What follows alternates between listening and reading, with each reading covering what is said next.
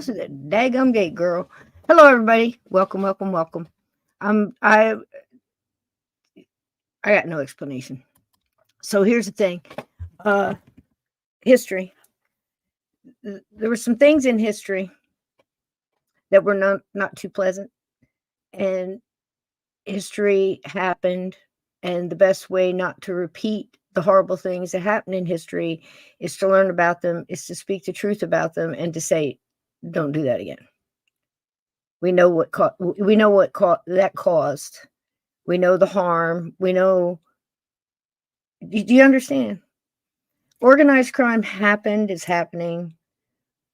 But in Chicago, 1933, the 20s, the 30s, and it's a part of something you got to keep, like we say, keep your crazy on the front porch, keep an eye on it, give it a cocktail.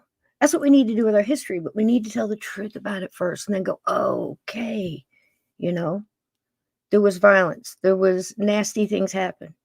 What we're talking about tonight, happened. And because all these things happened, Capone, organized crime in Chicago, the 30s, Prohibition, the Bureau of Investigation and the Federal Bureau of Investigation with Hoover, and the birth of criminology and forensic science, and trying to gather tools and information and wisdom to stop criminals. We know that, again, Tennessee, I agree with you. It goes in all directions. It's like a wagon wheel. But for them not to allow us to look at it and tell the truth about it, you know what I mean? It's kind of funky. So I don't know what happened there, but apparently it's over. And I can't figure out what part of that people didn't like, or whoever was pushing buttons. There's a lot of, I can see so many things right now. Imagine, if you will, what it must look like when, it's time to to feed at the zoo or something, and everybody goes crazy and they're just pushing buttons. That happened. Al Capone, Eliot Ness, Pretty Boy Floyd, Machine Gun Kelly, Jack McGurn, all of these. I could go on all night. Bonnie and Clyde. So again, tonight is history. Tonight is learning. Tonight is setting the record straight, as darn near close as I can get it, on a man named Eliot Ness. That is the kind of person that we would say, hey, you know what?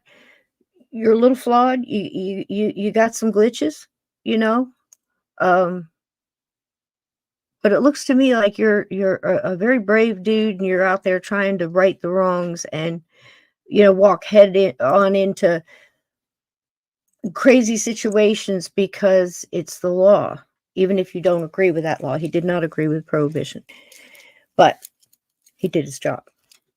And he's been besmirched, and he's been flip-flopped, and good things forgotten, and things that sell headlines and movies and T-shirts and games and bubble gum. Those things are pushed forward. So tonight we're looking for Eliot Ness. Right now I'm looking for my friend, Mr. Steve Stockton. Please get in here. Save the show, Steve. Thanks for joining us on a Sunday, baby. Hey there. Good to see you. And with your title there, I just want to say that I am not now, nor have I ever been, the Cleveland Torso Killer. It doesn't look like it says Steve Stockton, Cleveland Torso Killer. So I have been unjustly accused. I was not even in Cleveland at that time. On what? On the art of the title? Oh, Lord have mercy. We're just starting off on good. From my attorney, Cisco. I've been slandered and libeled, and my character has been besmirched. No, I'm just kidding. Measured and found wanted. Oh my goodness, that's so funny. Oh geez, Steve, is there anything else? Well, it's a night's young. We still got a lot more stuff we can screw up. How about you say when you kick this mule and get to it? That's pretty good. Let's see how many we can rack up tonight. I'm just sitting here thinking, who's ever pushing a button there? And I mean, if you're, I assume you're listening, whatever, it doesn't matter. Thing is, it's history. Why are you hiding history Nobody's promoting. I do not now, or will I ever condone, the violence that happened here. In fact, we're trying to put the word out so people can understand and sort all the. That's 90 years later, Steve. A lot of lies are told, a lot of corners cut, and a lot of, bold-face, narratives been thrown in there. Has it not? Yeah, yeah. And what was it's been attributed to Churchill. I'm not sure who said it, but victors are the ones that write history. So you don't know if it's the truth or not. The last man standing is the one that gets to tell the story, for better or for worse. Absolutely. And the old pirate thing, dead men tell no tales. So there you go. Oh gosh. It's been a day, my friend. It's been a day. Everybody's probably had a day. So we got some nice music. We got a long, good intro. We got a little kind of like a sort of little recap there with the videos and the intro. And I'm not real sure where it got cut off or why it got cut off. I mean, I don't understand. I just opened it up and I It's like, saw that suspended. And I thought, oh man, but it come back on once it stopped, or they Yeah. cut out what they didn't want to see. Did you have some copyrighted music in there? So it could No. be anything. No. Well, that's the thing. It can be anything, and you have to sort out what it is. It might have been something. And they're so helpful. They said, well, you went against community, whatever it is, community standards. But how did it look to the listener, and how did it look to you guys? Did they just stop the tape and then but then it started again, or did the whole thing? Because I thought the whole thing went down, but I gotta say hi to some people here real quick. Go ahead, please do. First Hi, of all, my Hi, lovely wife, Nicole, who's working and listening. Hey, Nicole. Hey, baby girl. And I wanted to say hi to Ted Branson. Ted helped me out last night modding on. I did 11-something hour live stream over on, are you ready for it? Missing Persons Mysteries. Do you remember that channel that I used to be with? Yeah. I own it now. What? Yes. What? Oh, wait a minute. Back up the truck. I'm not at liberty to say a lot, but okay. Well, tell me what you can say.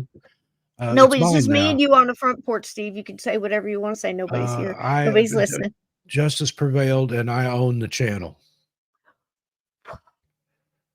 274,000 listeners that I built. I built that house over there. I know you did. And now I'm back. And hey, join me over there. I'm in the process of putting all my old videos back up. Got over 300 and something videos that'll be going back up. Good. That's the most important thing, that message gets out there, and all that hard work. A lot of good videos, a lot of hard work that I recorded and things, but it was mine. When I left, I took it with me. I took my toys and went home. And now I came back to the sandbox, brought my toys with me, and kicked sand in everybody's face. Wow. That's the thing. There's a lesson, folks. I mean, tortoise in the hare, or the be persistent, but don't take any shit. That's the just like, you know what I mean? Just Yep. Okay. You sure? Mama says it was always. I tell people, wait a minute, you sure? It was mine. I just sometimes it's better to not compromise yourself, just walk away. But finish it. But then I came back, and here I am, and it's mine now. So got that, and among the missing. I'm trying to figure out what to do now. I've got. Well, if I can help you in any way, I'm here. But you see, here's a sample of my work. So I don't even. The thing is, it's God bless you, Steve, and congratulations, and thank you. Couldn't happen at a better time. You know what I'm talking about. Yeah, I do. Well, the thing is, you just want to see right be right and wrongs be righted, and and just past and move on. Learn from the history, and don't let it. You know what I mean? Yeah. Don't repeat it or whatever. You know what I mean? Because it's just that's the whole reason I did this show on Eliot. Because now, Steve, tell me this, not to change the subject, because I'm just trying to. Yeah, well, let's change the subject. Jump back. But I can't say a lot anyway, but if you're under an ND, an HOA or something, it's got you. The homeowners association. It's got you. Got their boot on your back or something. I don't want to like. Let me just say, I don't like homeowners associations of people that are in charge. When I lived in a gated community when I was in Las Vegas, and there was an old man that was on the homeowners association that would come around with a little ruler in his pocket, and he would be out there measuring the grass. And I came out there one time, There you and go. he's like, I'm like, what are you doing? He said, I'm measuring your grass. It's a quarter inch too high. And I said, you get your, you know what out of my yard. And he went trotting down the road, and I'll be Dude, back, waving that little 12-inch ruler there. And I thought, my tolerance level. yeah, I just get out of my yard.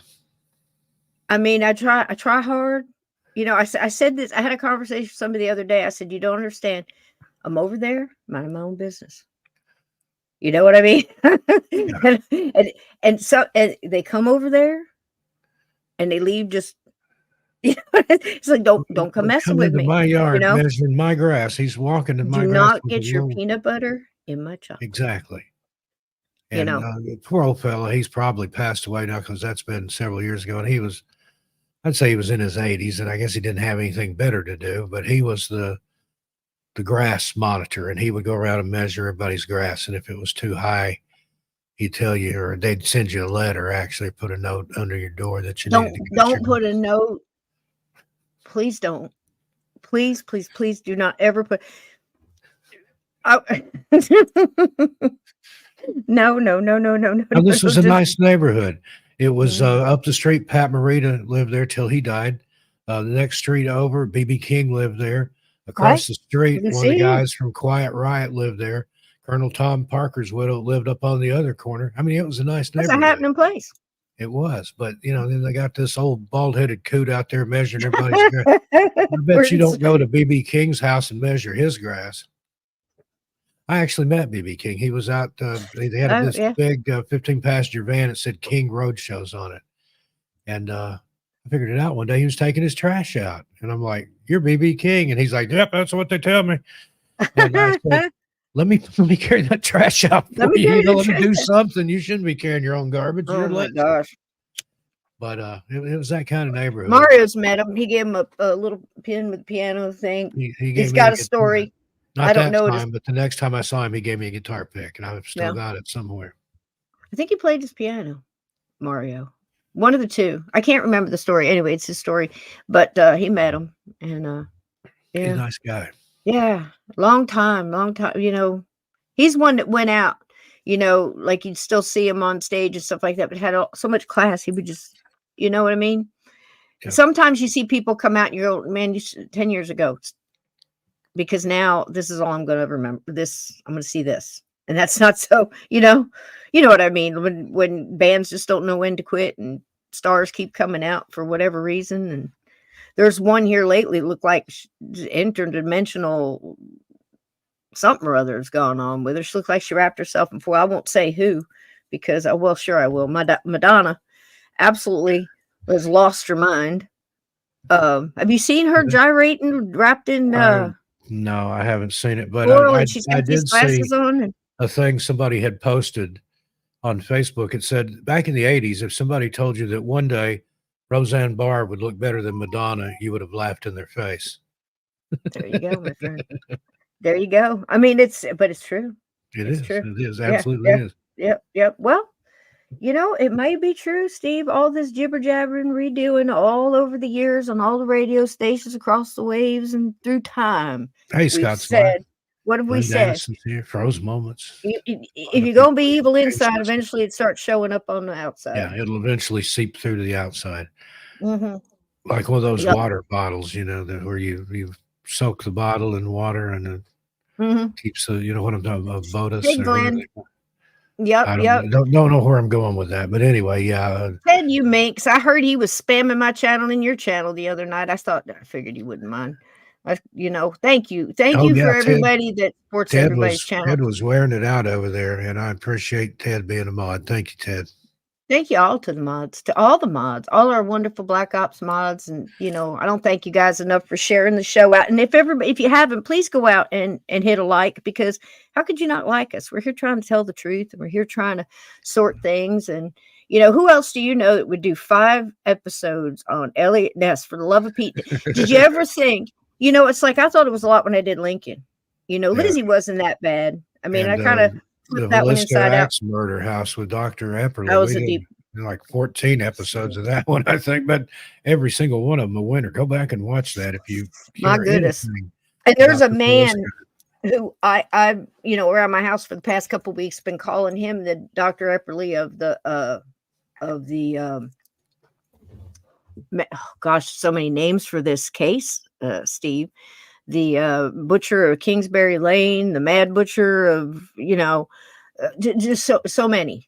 Torso killer, the torso murder, all three. And now the last and final one, I guess, well, not final, probably never, not going to be final, but the most recent one by Stackhour, um, American Demon. Demon. Yeah. Did I send you a American Demon. copy of that? No, but I've got it please if do you if you want got it. it. Yeah, please do. Yeah. So anyway, I've seen his interviews. Is this gone through the book? I just don't have the copy, and 2 or 3 other ones. And Badal would be, I would have to say, he's the one I've been saying is the Dr. Epperly of this case. The Cleveland torso murders. So just digging in that, the thing about this whole thing with Ness is, think of a life where this young man, the youngest of 5, 4 older sisters, okay, and he loves Sherlock Holmes. He's reading at a young age, like us, Steve. You know what I mean? Really, I could read before I started school. Absolutely. And I've told that story where first grade, they took us to the library, and I went over into the stacks, and it's just a little library. But I picked out a book I still remember. It's about Davy Crockett. And the library lady was trying to take it away from me. It should steer me over the My picture son books. too. Like, picture books. What do you think? I'm 3? They did that to me too. Yeah. And the principal happened to walk in. I was pitching a blue fit. And he's like, "What's the problem here?" And the librarian was like, "He won't go over to the picture books."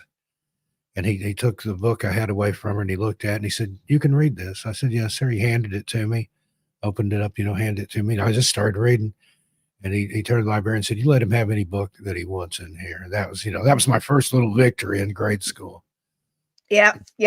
And we had similar with my son when I got a phone call from the teacher, and as we talked and broke it down, and I'm listening to her jabber on about, she took the book from him because he was reading, and I said, "Why?" And he finished the test early. Yeah. She did have a case, and I don't know what she thought she was going to get calling me, Yeah, I love that. Well, we'll call you Killer Angels. You do that. Good luck to you. In the 3rd grade, he's reading Michael Sherritt's Killer Angels in the 3rd grade for the 3rd time, I might add. And I asked her if she ever read it. She said no. And I said, "Well, that's his 3rd time. Why don't you ask him? You should read it and ask him if you can borrow the book." I said, "I'll just get him the next one because there's 3, 4, 3. So anyway, yeah, we've all gone through it. But with Eliot, I don't want to say self-taught, but he was self-driven, and his dad, the baker, his mom was, a seamstress, and,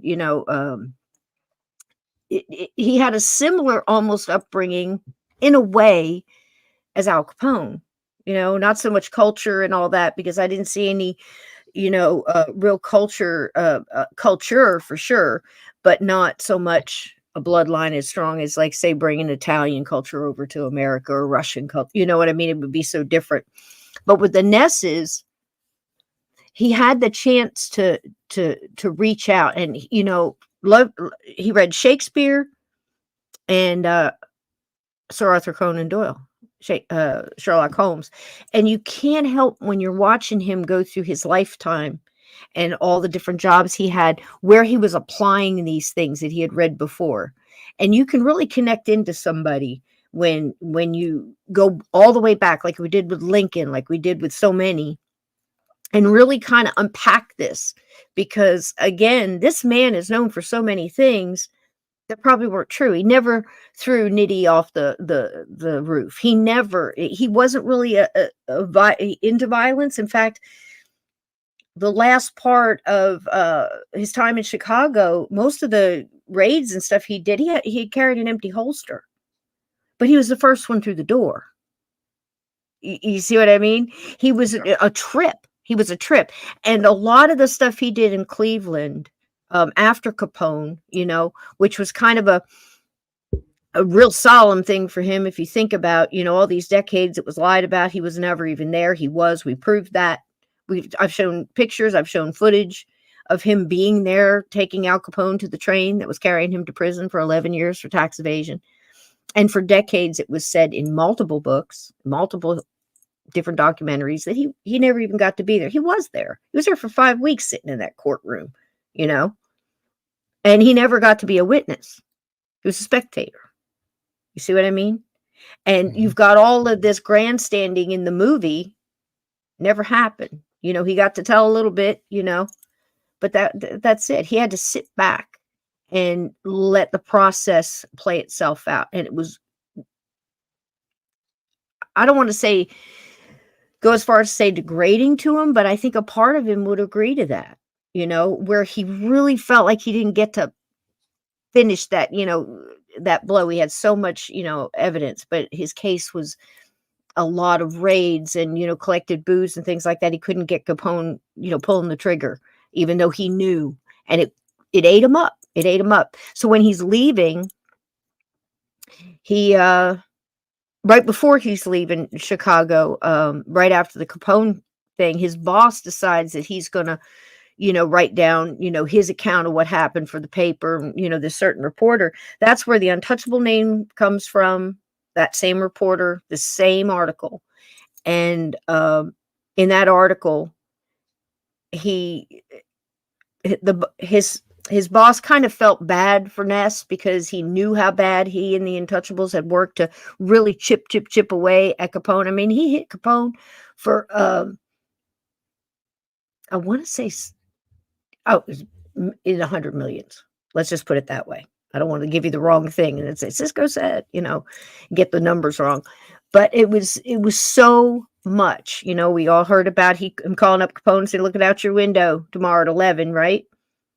And shows all the cars that he had confiscated. And I mean, just the money taken from him on beer and everything else really pinched him.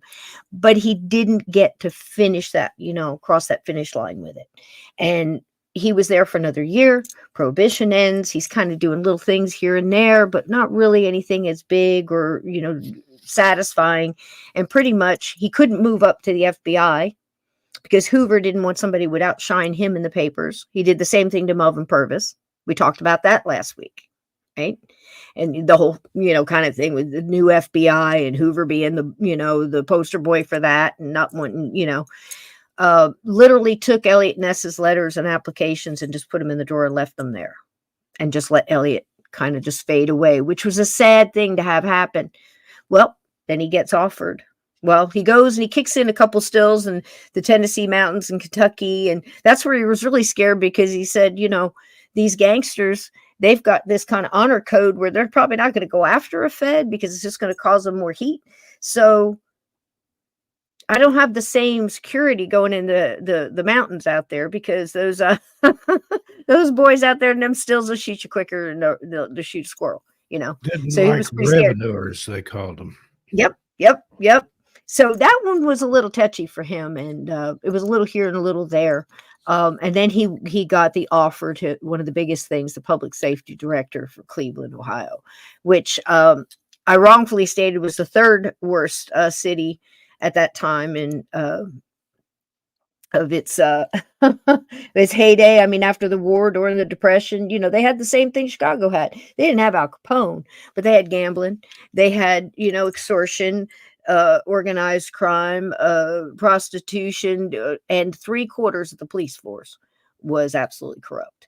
And they offered Eliot Ness. Well, I don't know. How would you feel if you were offered the job? Say, hey, you're going to be over the police department and the fire department. The police department's 3/4 corrupt.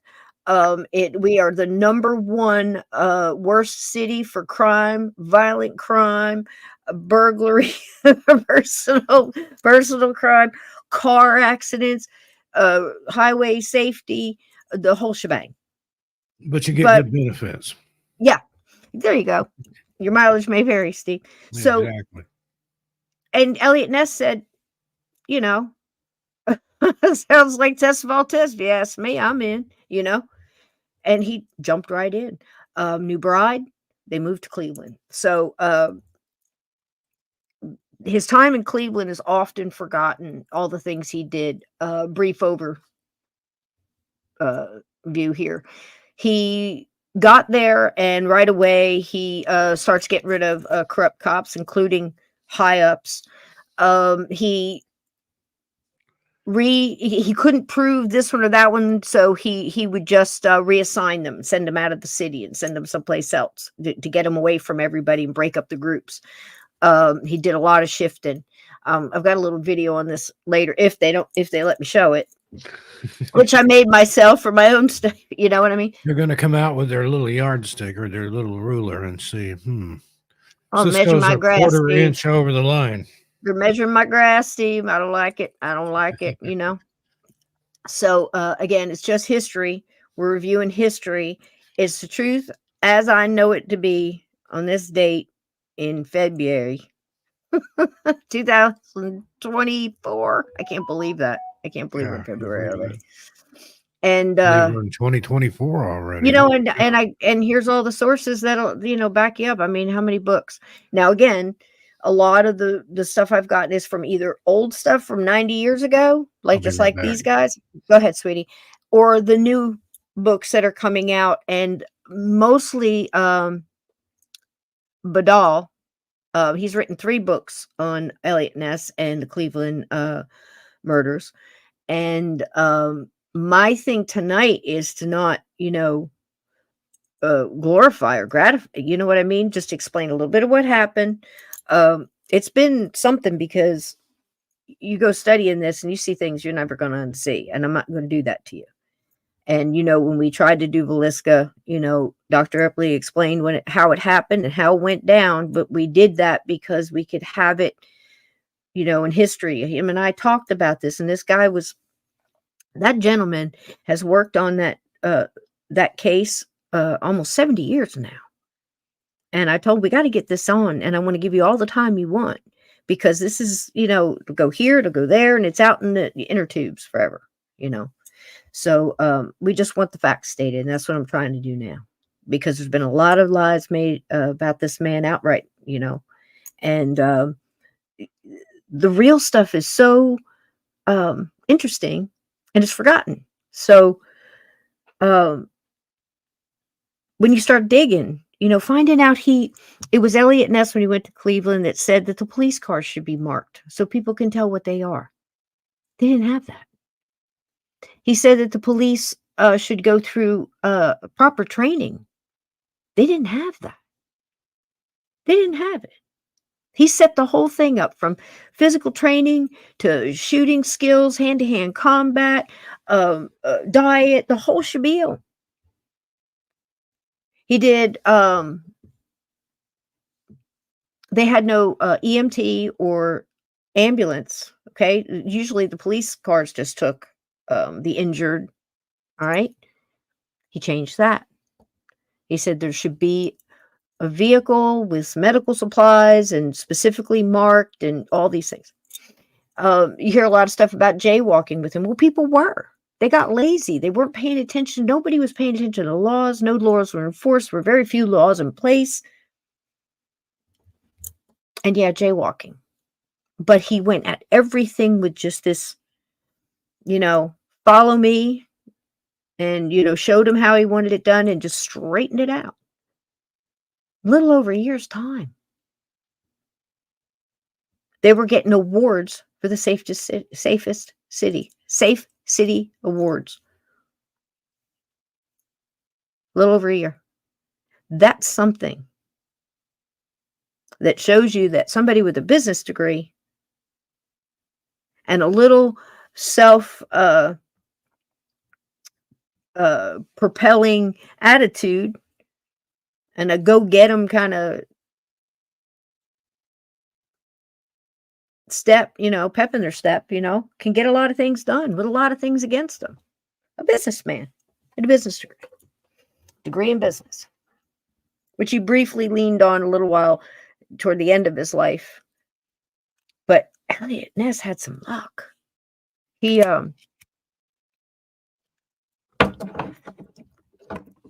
he looking at him, I think I found him because Eliot had a timing problem. Runs twice he's asked to run for mayor for Cleveland. After all the things he did for Cleveland, and so much change, and made so many people's lives easier and safer, and they had more money in their pockets, and they had less crime going on. The gambling, he started pinball machines because he was told that those were the gateway to the gambling, and then everything else. He was busting stuff left and right, raids all over the place. There was one thing that flipped, and I have a little video on that, and showed nothing but bravery. Nothing but bravery. And the press was there. Learned that in Chicago. The press couldn't get enough of him. He was all over the place in the headlines. And then something would happen. Everybody forget about that and just focus on this. And then he'd go back up, and then, okay, I'm going to walk through that door now. Well, that door closed a while ago. People's, minds are almost like, the attention span of a goldfish, if you know what I'm saying. And they forget, and they go with the headline, and they shift. Much like now. Think about it. And they shift so quickly that they just remember the last thing. Right? And then another opportunity comes up. Well, if that had been 7 years earlier, he would have got it, mayor. But by the time he actually went for mayor, they let him down. They forgot who Eliot Ness was and what he had done for Cleveland. So he had this timing thing. Almost Al Capone, taxman got there like a week before him. We're going to run with this because this is a solid, Not to mention that Al Capone's lawyers weren't the best, but goes without saying. And oddly enough, very parallel with Al Capone. Like I said, when they were young kids, growing up in their families, not much different. Not very much different. They hit the streets and took different paths. But they almost ran parallel in some instances because Al Capone was who he was. But if you listen to a few authors that I've been listening to on Al Capone, and ones, especially the ones that are based in Cleveland or very much like a Dr. Epperly's case where he was right there so he could get into the archives and get into the journals and get into the museums and the historical societies and be there when somebody's estate came up and go through attics and things like that. Some of these authors and journalists, the stories that they have on how they came upon information would blow your mind. Isn't that right, Steve? I mean, you start here. Yeah. And I don't know what you said, but it's right. I'm just saying that some of this information that comes up through the decades, you got 90 years, much like Epperly and everything else. Al Capone. It's filtered. It's a real long version of the telephone game. And then, someone passes or a family's estate is released or somebody donates to a museum or documents or, it's a FOIA or whatever. Yeah, you start getting the real story. All kinds of things can happen. Right. Because during the Torso murders, and here's a good example, for decades, nobody knew who Dr. X was. Well, we know who I say we, people that have researched this and authors and historians and people much wiser than I'll ever be, say we know who it is now. We feel comfortable saying. Yeah, they proved it. Hey, D-Rock, you made one life, baby. So that being said, I've got my old channel back. I haven't seen you over there yet, buddy. Come on over to Missing Persons Mystery. Yeah, he just said that he's got that channel back. It's his now, D-Rock. So go on over there. And say hi. So I'm just going to run through these real quick, Steve, because remind me to tell you about looking at the chat. I'll remember when you say that. I thought this was interesting. So welcome in D-Rock and Glenn and Lee. I sent you a private message too there. Me? Yeah.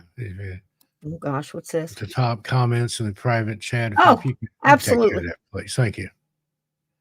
If he's still here. Lee, are you still here? Yeah, there he is. Got a present for you, buddy.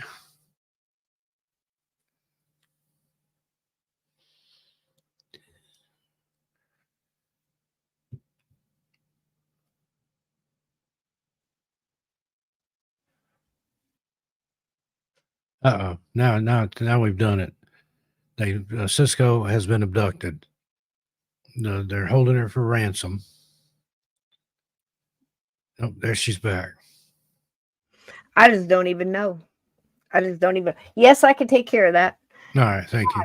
Goodness, what's going on tonight? All right, now I got to go back and find these. Hang on, Steve. What were we saying? We were saying to hi to everybody in the chat. Did we get to say hi to everybody?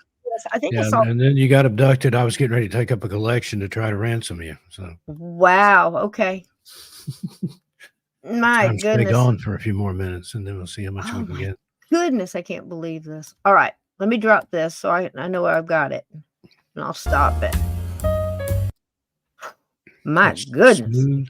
Smooth jazz there. Smooth operator. All right, let me get my slides. Oh, jazz. See, anytime we have to leave or it pops like that, everything that you've loaded for the show is gone. Gone. You had to load it back. You need me to read anything there, let me know. Oh, yeah, that'll be great. All right, so I think I'm back. Hey, Scott's Live, thanks for subscribing. That's easy for me to say. Let me handle this. We talked about Purvis. We talked about. Were you here for this guy? For this fella right here? See, that must be J. Edgar Hoover. That'd be him, baby. Future show coming up. If you think this is a deep dive, wait till you see that one. All right, I think I'm back. All right, we back cooking now. All right, my goodness. All right, so I was talking about the parallel. That happened was my request there. Scott, I know you're at the cabin, Scott. I hope you're having a good time, sweetie. You know, build a fire for me. Set me a cup of hot chocolate with a little Southern Comfort in it next to it, and it's almost like I'd be there. Did we say hi to everybody? Froze, Ian.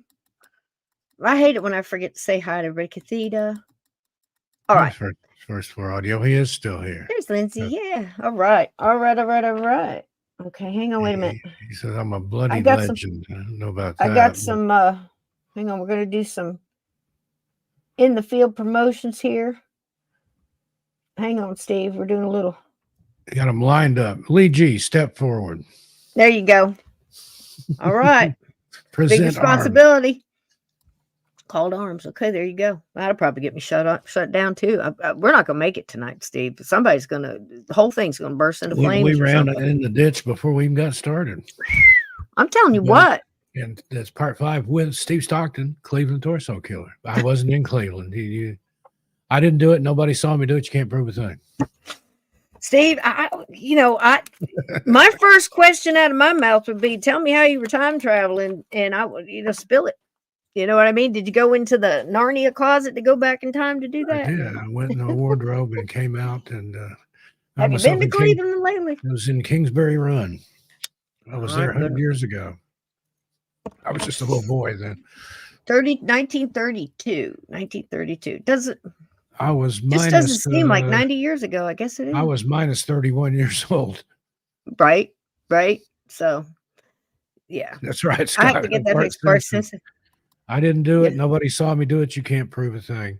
Yeah. And then one of those 3-letter agencies is admit nothing, deny everything, make counter accusations. That one works good. Dress up like other people and act like you're them doing bad things. The Boston Tea Party is a perfect example of that. There you go. Cannot confirm nor deny. Absolutely. All right. So anyway, we're just telling the truth and we're digging.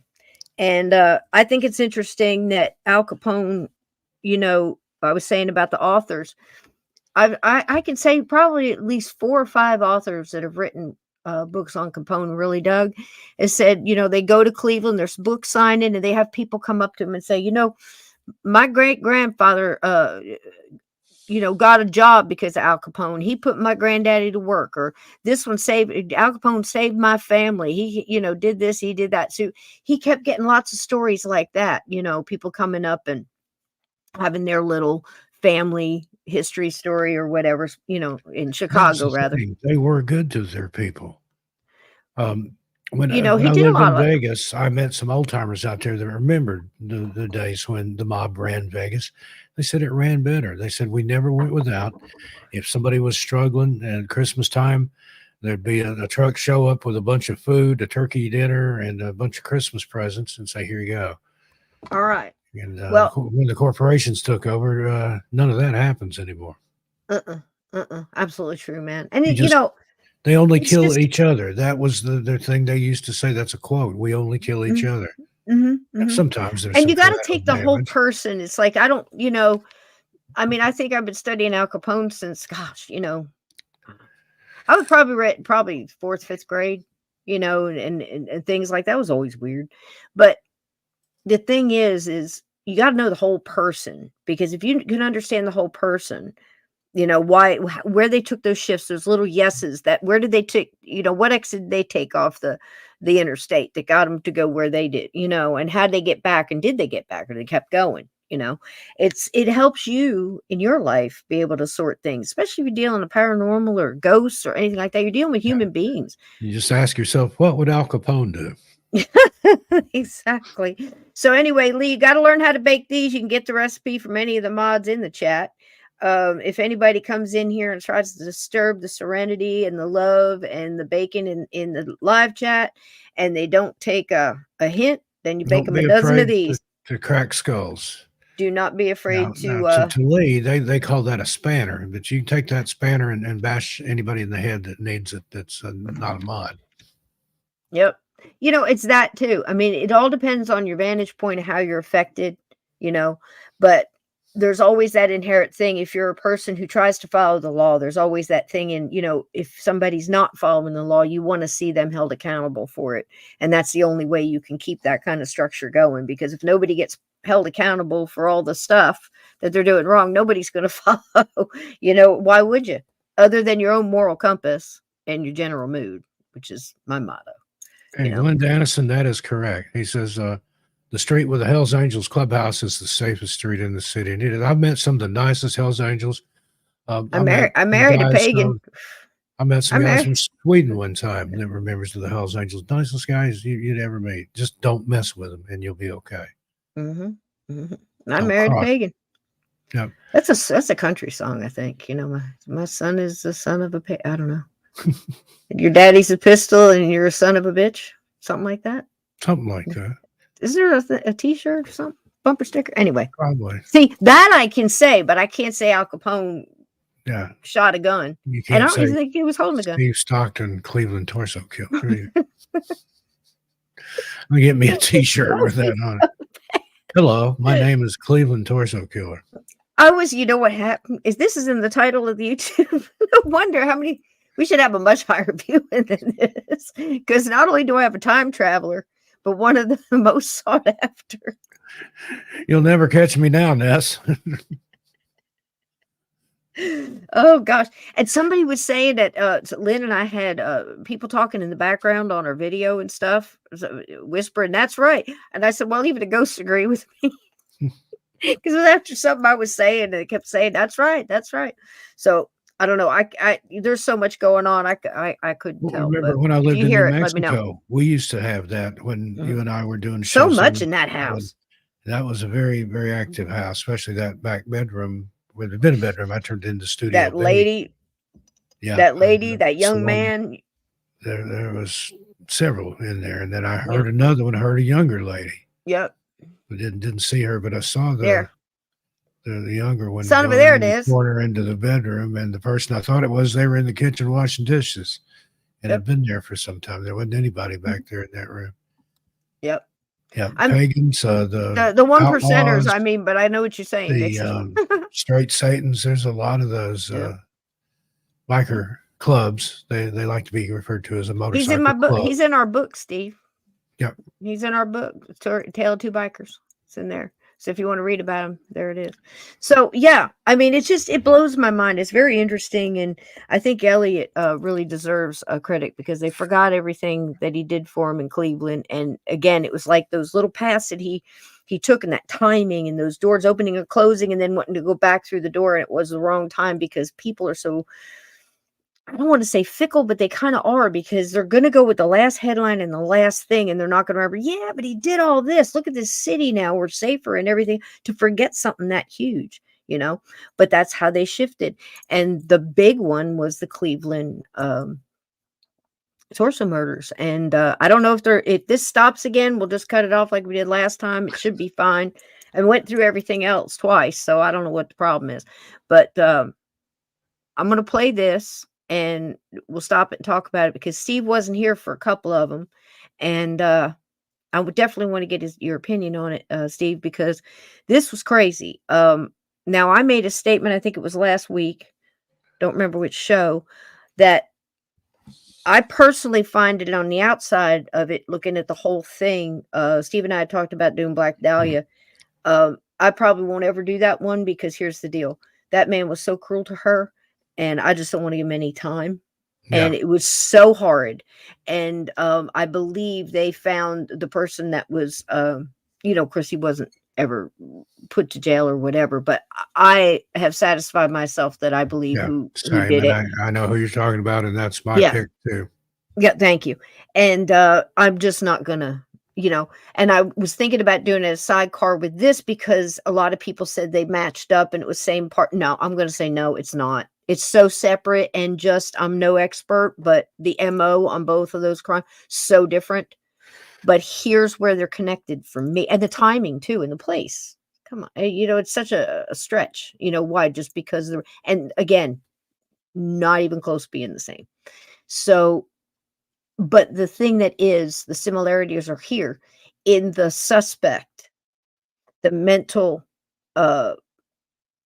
psychosis of the suspect, the notoriety in the neighborhood, in the community, being able to hide behind those titles and people, covering, and it's also connects in that way to Jack the Ripper suspects, several of them, right, Steve?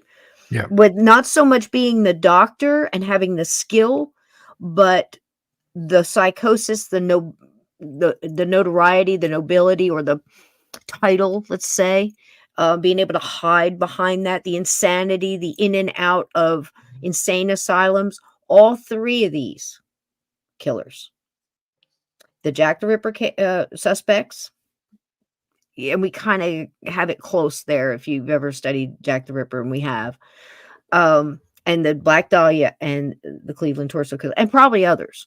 But it seems that you can get away with this if you've got, of course, the obvious things, that, being a physician or a butcher. Again, different from Jack the Ripper. Jack the Ripper did it out right there in the open, whereas the Cleveland killer did it somewhere else and moved the body, and so did Dahlia. So there's your differences, but the similarities are, I think, they're notable, because you've got these people that have this knowledge and seem to have a crack in them, whether, where that happens, whether it's trauma induced or chemically induced or a combination of, they all seem to have this, well, of course, complete psychopathic insanity to would want to do the things that they've done, but there's triggers are similar. It seems, when you've got, it's so simple to say, when you have somebody that's going out killing prostitutes, and they're doing certain things in certain mutilations or whatever horrible thing, that they're probably thinking, okay, this guy probably hates women, he's mad at his mom, or he's doing whatever, or he doesn't like the whatever. They always have these weird reasons. BTK, all of them did. The same could be said for these types, because in these cases there was a castration.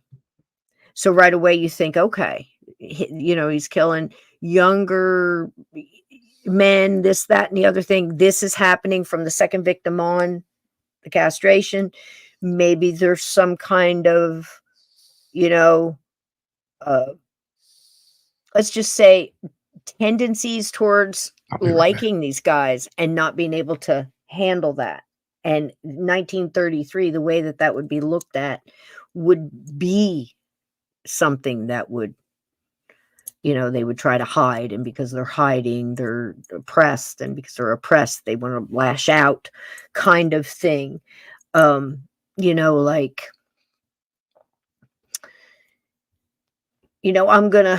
I'm gonna take you out because I'm attracted to you. And I can't deal with that. So I'm going to punish you for it. There's so much of that in that serial mind, that somebody that has to repeat and repeat and repeat to get that, I don't know what you would call it, release, whatever, of the crazy.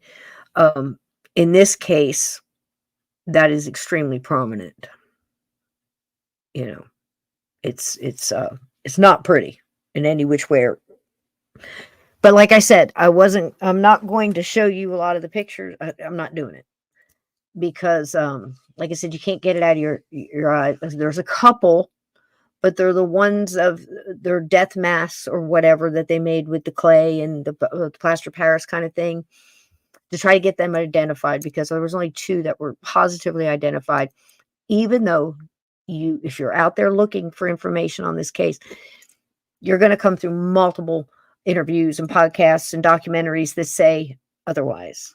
But after I've gone through these authors that have really dug in, like Dr. Epperly in Cleveland, in these documents and personal accounts and things and information that wasn't available 30 years ago or even 20 years ago, you have to discount that because they didn't have that information. So that's one of the things that has to be right into history, just like Eliot not meeting or ever speaking to Capone or not being at the courthouse. All those things can just be thrown out. We know different now. The truth about Eliot, we said those things. The man drank scotch. The man had his men drinking, undercover and at the bars and trying to talk to everybody, in Chicago. And that stuff didn't stop when he got to Cleveland. But when he got to Cleveland, prohibition was no more, so it wasn't an issue. But now, I found this very funny. When he's in Chicago, I actually looked at documents that had the bar tally, for his men that are on duty. You were allowed to drink on duty because you were gathering information, you were undercover. You're doing your job. But you couldn't drink off duty, even though he'd take bottles of liquor and give it to his friends for socializing, which is what Al Capone said in our intro there. That was an actual quote from Al Capone, and he wasn't wrong. He said, downtown, when I sell it, it's bootlegging. Uptown, when they drink it, it's socializing. It's not wrong. And it seems that hypocrisy, is wild still. Same things. Laws for me and not for, for thee kind of thing. You see a lot of that today. And you think we would have learned from history on that one by now. I mean, it's been 100 years of information and data out there and what things cause what. You think, we'd be able to sort that out. Not odd. So you have Eliot in Cleveland. He's been there.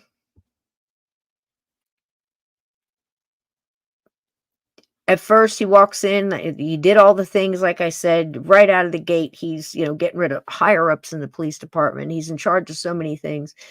He goes to things gangbusters. His wife, his new wife, and him, they're out on the town. They're very social. He's a ballroom dancer, so my goodness, they had all kind of fun and would stay out, in the clubs and dance and all that kind of thing. But he was also a very hard worker.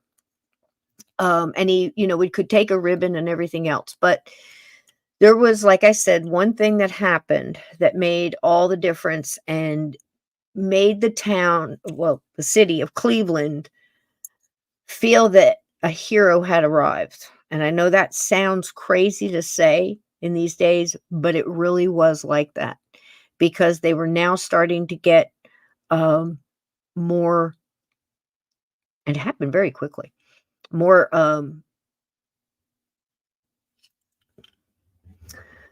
admiration and trust in the police department, and they could see visual signs of things changing, and people, walking, at the crosswalk instead of just in and out of cars and getting hit by cars. I mean, they had so many deaths just in car accidents and pedestrian accidents that was such a quick thing for him to fix, because if the fine is high enough, you're going to walk across, the crosswalk.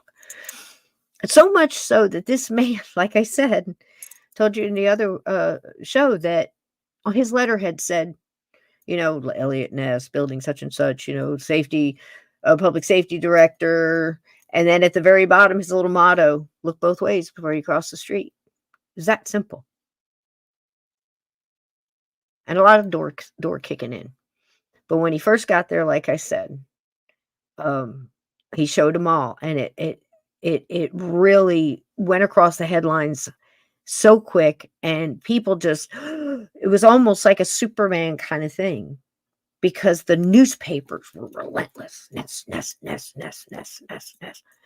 And they picked up on, the man who got Capone, and this is when it's all flooding, and it's just a wave. And I got to be honest, Eliot didn't stop it. He would say, the tax department here, and, the accountant's there, and yada, yada. But if it was going to work, it was going to get him through the door, okay.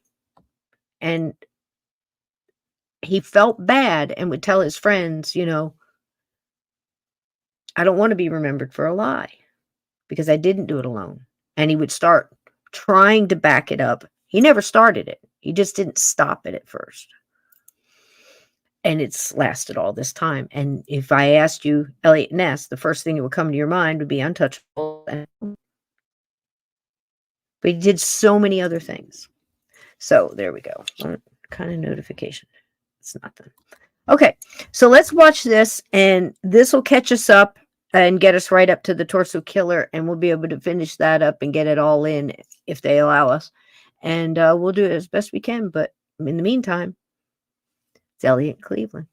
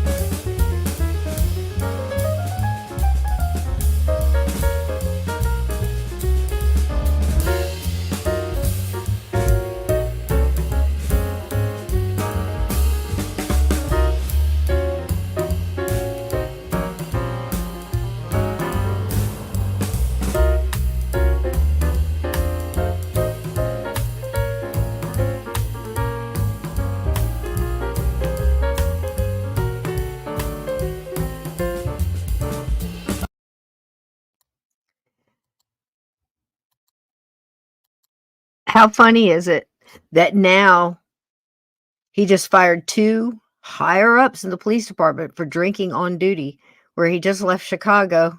They're drinking on duty, and he's getting rid of them for drinking off duty. Wild. Truth is crazy, man.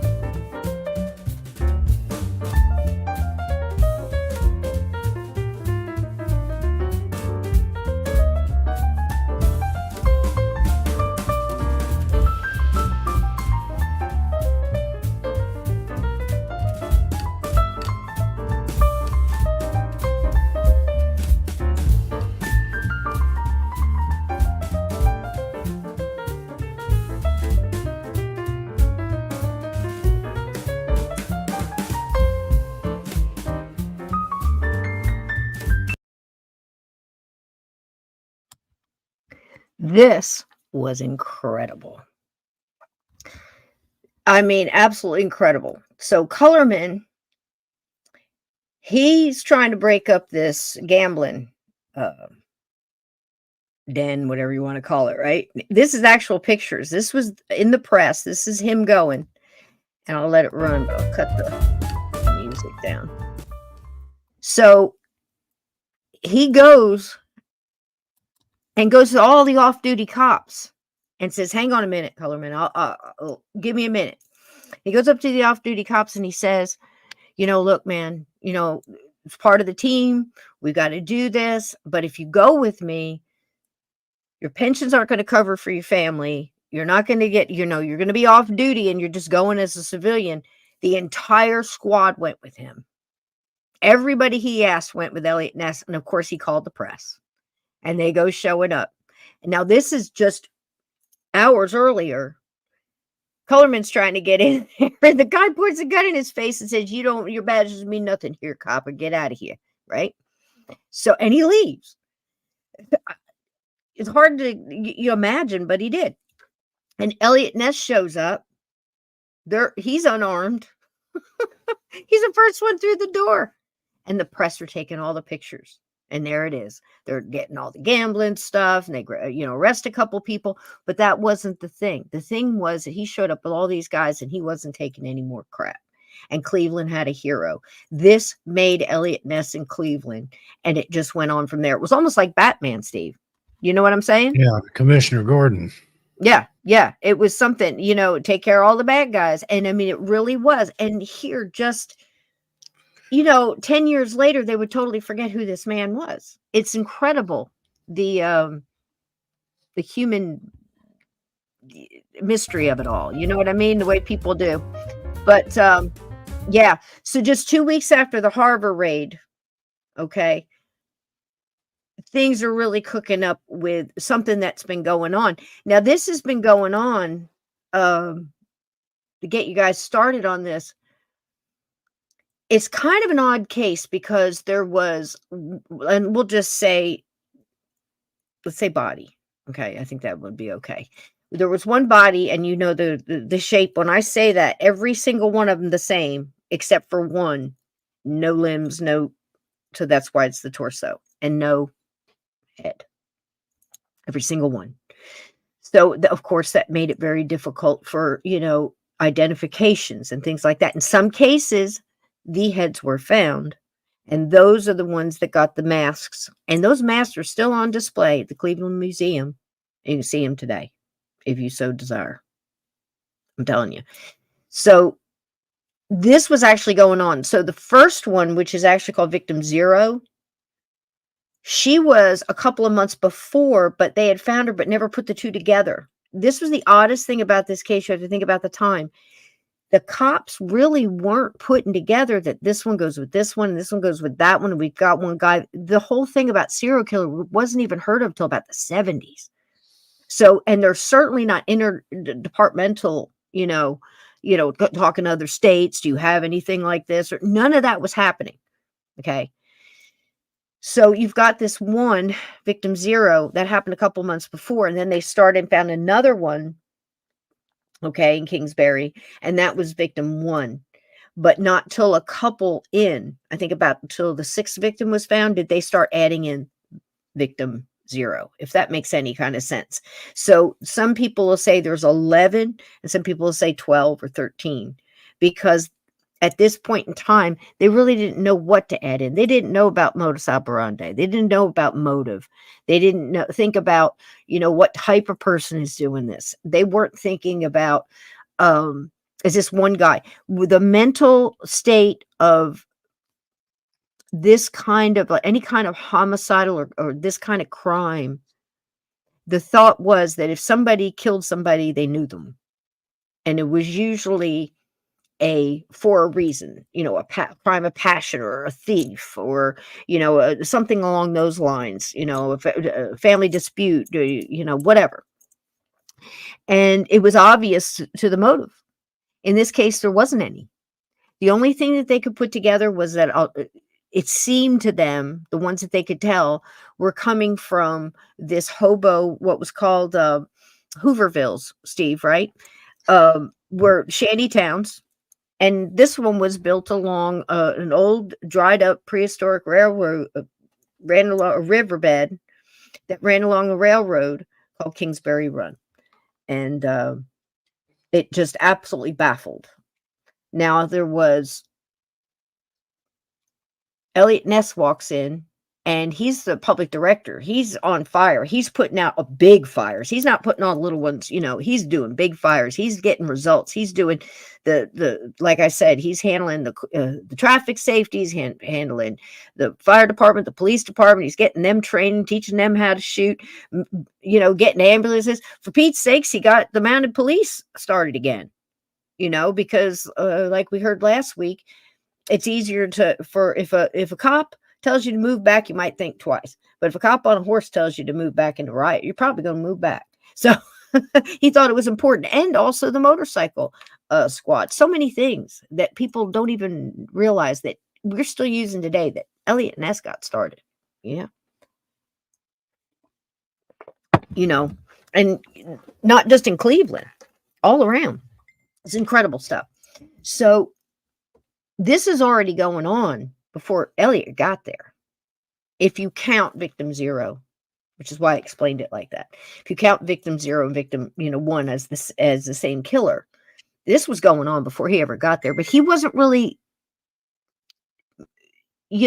focusing on that because they had a homicide department, and they had two guys on the homicide department that were on it and had been on it, and they were going about it in their way by going undercover as hobos and riding the rails and talking to the people in this hobo town. It was quite extensive too. This isn't a little setup for a couple of people, homeless people in tents. This was a shanty town built out of, debris and all kinds of other things. It was really all these people had, because look, they're in the Depression, and the prohibition and all kinds of stuff, the crime, everything else.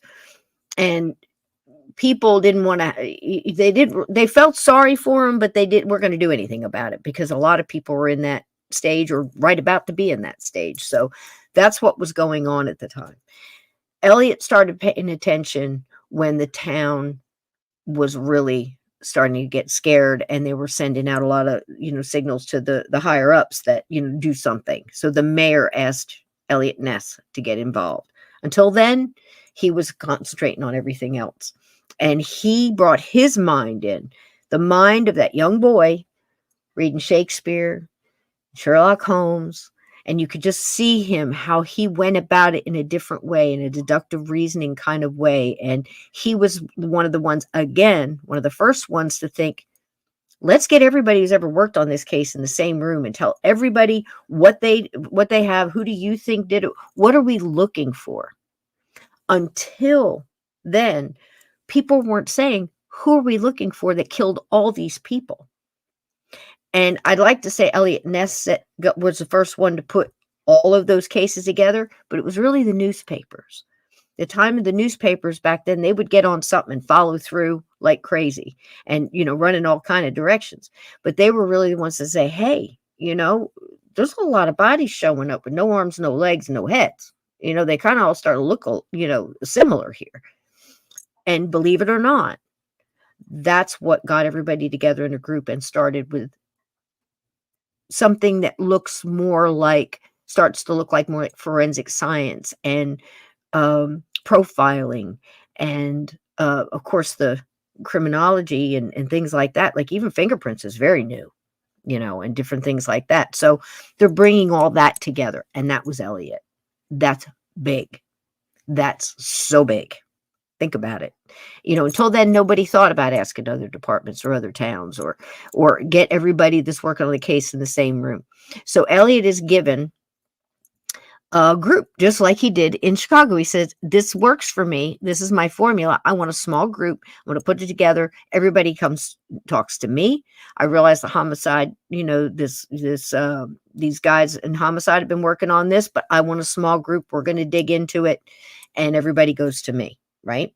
And that probably didn't sit too well with homicide, but for all accounts and purposes, they worked well together, but they didn't always share all the information. There was a little jealousy and a little pushback there going on from both sides. But at the same time, the town is losing its mind and people are dying. And it was really horrible what this person did to these people. And the big thing in the headlines were that they were all seemed to be transients and prostitutes, and they'd say alcoholics or drunkards or ne'er-do-wells, and people who would not be missed was the phrase, which is sad to think. You hear that a lot in missing persons, don't you, Steve? Oh yeah, absolutely. It's the saddest phrase in the world if you think about it. People would not be missed. The invisible people. What? How does that happen? Those, the homeless people, prostitutes, street people of every color and ilk. A lot of them are murder victims because, like I said, nobody will miss them. Right. The easy prey. And, that's what Eliot said too. He said, obviously the issue is Kingsbury Run, and, we can't get a handle on this. And I mean, they went through and they interviews. I mean, this was widespread, that you had a homicide in there going in undercover, riding the rails, talking to everybody. And then undercover.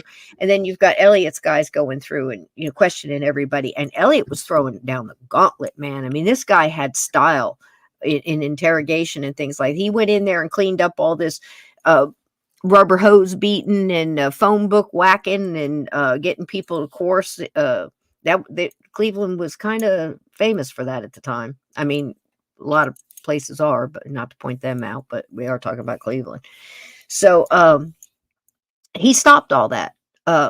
He really did. He says you're going to get more with, questioning and the right questioning and the timing and wearing them out. He believed in the long interrogation and breaking down the person mentally, to get the answers, which is again used today. And also something else that was kind of important still today, the polygraph machine. The lie detector machine was just coming in, and there was two guys that were really prominent in it. It must have been one of those things where two different people had an idea, and maybe one was tweaked a little different than the other. He used them both in this case, and that was another first although it's not admissible in court, it kind of gives you an idea if you're on the right track, kind of like a pendulum, right, Steve, or Yeah. dowsing rods, you know. So let's finish this up. Steve, how you doing over there? You want us to add anything, honey? No, just you're doing a good job there. I agree with everything you said. You're making very valuable and valid points, and Thank you. spot on. Hey, RP Skaza, how you doing? Welcome in. Hey, RP, welcome in, welcome in. And if you haven't, please hit the like. You help us out here. You know, we're just us, so it helps out. And please do. And if you haven't subscribed, consider doing that, because you can always unsubscribe, and it's a button, and it's it helps us out so much, and it's free to do, and I appreciate it. So, all right, so let's finish up. So what I just told you, this is kind of going to give you a little visual about it, a couple of facts to take us up to the actual cases. All right, here we go.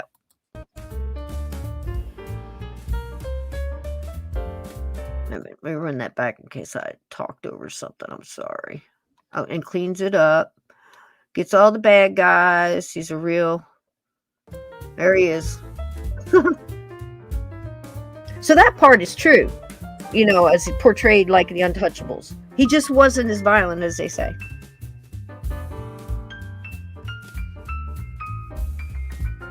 Two weeks after he busts through the door at that casino, man. That gambling thing.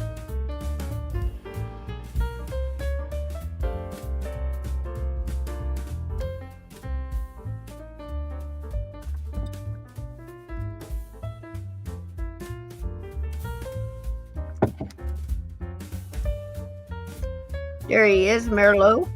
It's Merlot and Zalewski. And there they are undercover. Look at that.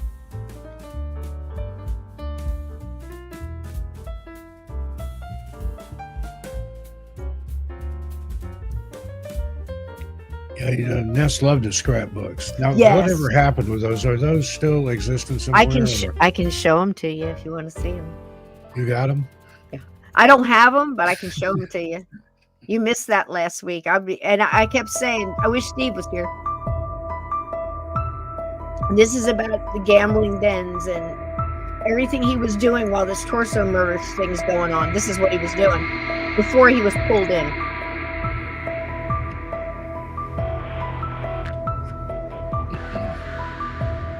Now, are those scrapbooks, are they in the Cleveland Museum? Yes, they are there, and I'm glad that they were. I want to say there's three museums. One is in Cleveland. One is in Pennsylvania, in Cuyahoga, Pennsylvania. I think I could have that wrong. And another one, and I can't remember where that is. But in Pennsylvania, they even have a fair every year for him. What? Yeah, there used to be one in Pigeon Forge, Tennessee, Carbo's Police and Crime Museum. I don't know if it's still there or not. They had the remains of Buford Pusser's car and things like that. Wow. I don't know if that's There's still another there one. or not. There's another one. Think about that. Walking Tall. We should do that one. And there's I'd love to sink my teeth into that. Mob Museum in Vegas, too. I've been to that one. We showed a tour here on the show. Remember that somebody walked through there? We got a hold of that. That was nice. We got a little tour. You just never know what you're going to see on this show, folks, do you? So anyhow, he gets called in by the mayor because they find the body of a woman, which is, again, I think this would be the third or fourth one. And I have all this on slides and I can give you the right dates, but for this purpose, that's when the mayor says, that's it. He's getting heat. He calls in Ness. He says, look, I need I need some guys. I got to have my guys. So he says, I need a group of guys that I can trust that are going to be, like the Untouchables. And we're going to call them the Unknowns. I shit you not. Little group called the Unknowns. And they go, like I said, homicide guys are doing their thing. Ness's boys are doing their thing. And they're all after the same guy. Crazy story. Go. Check your messenger or your email. All right.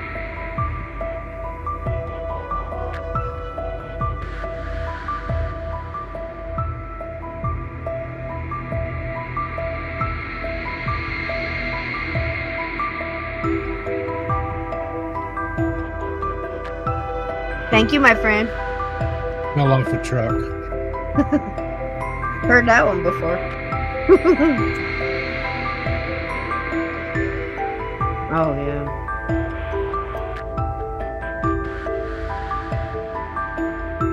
I'll be right back.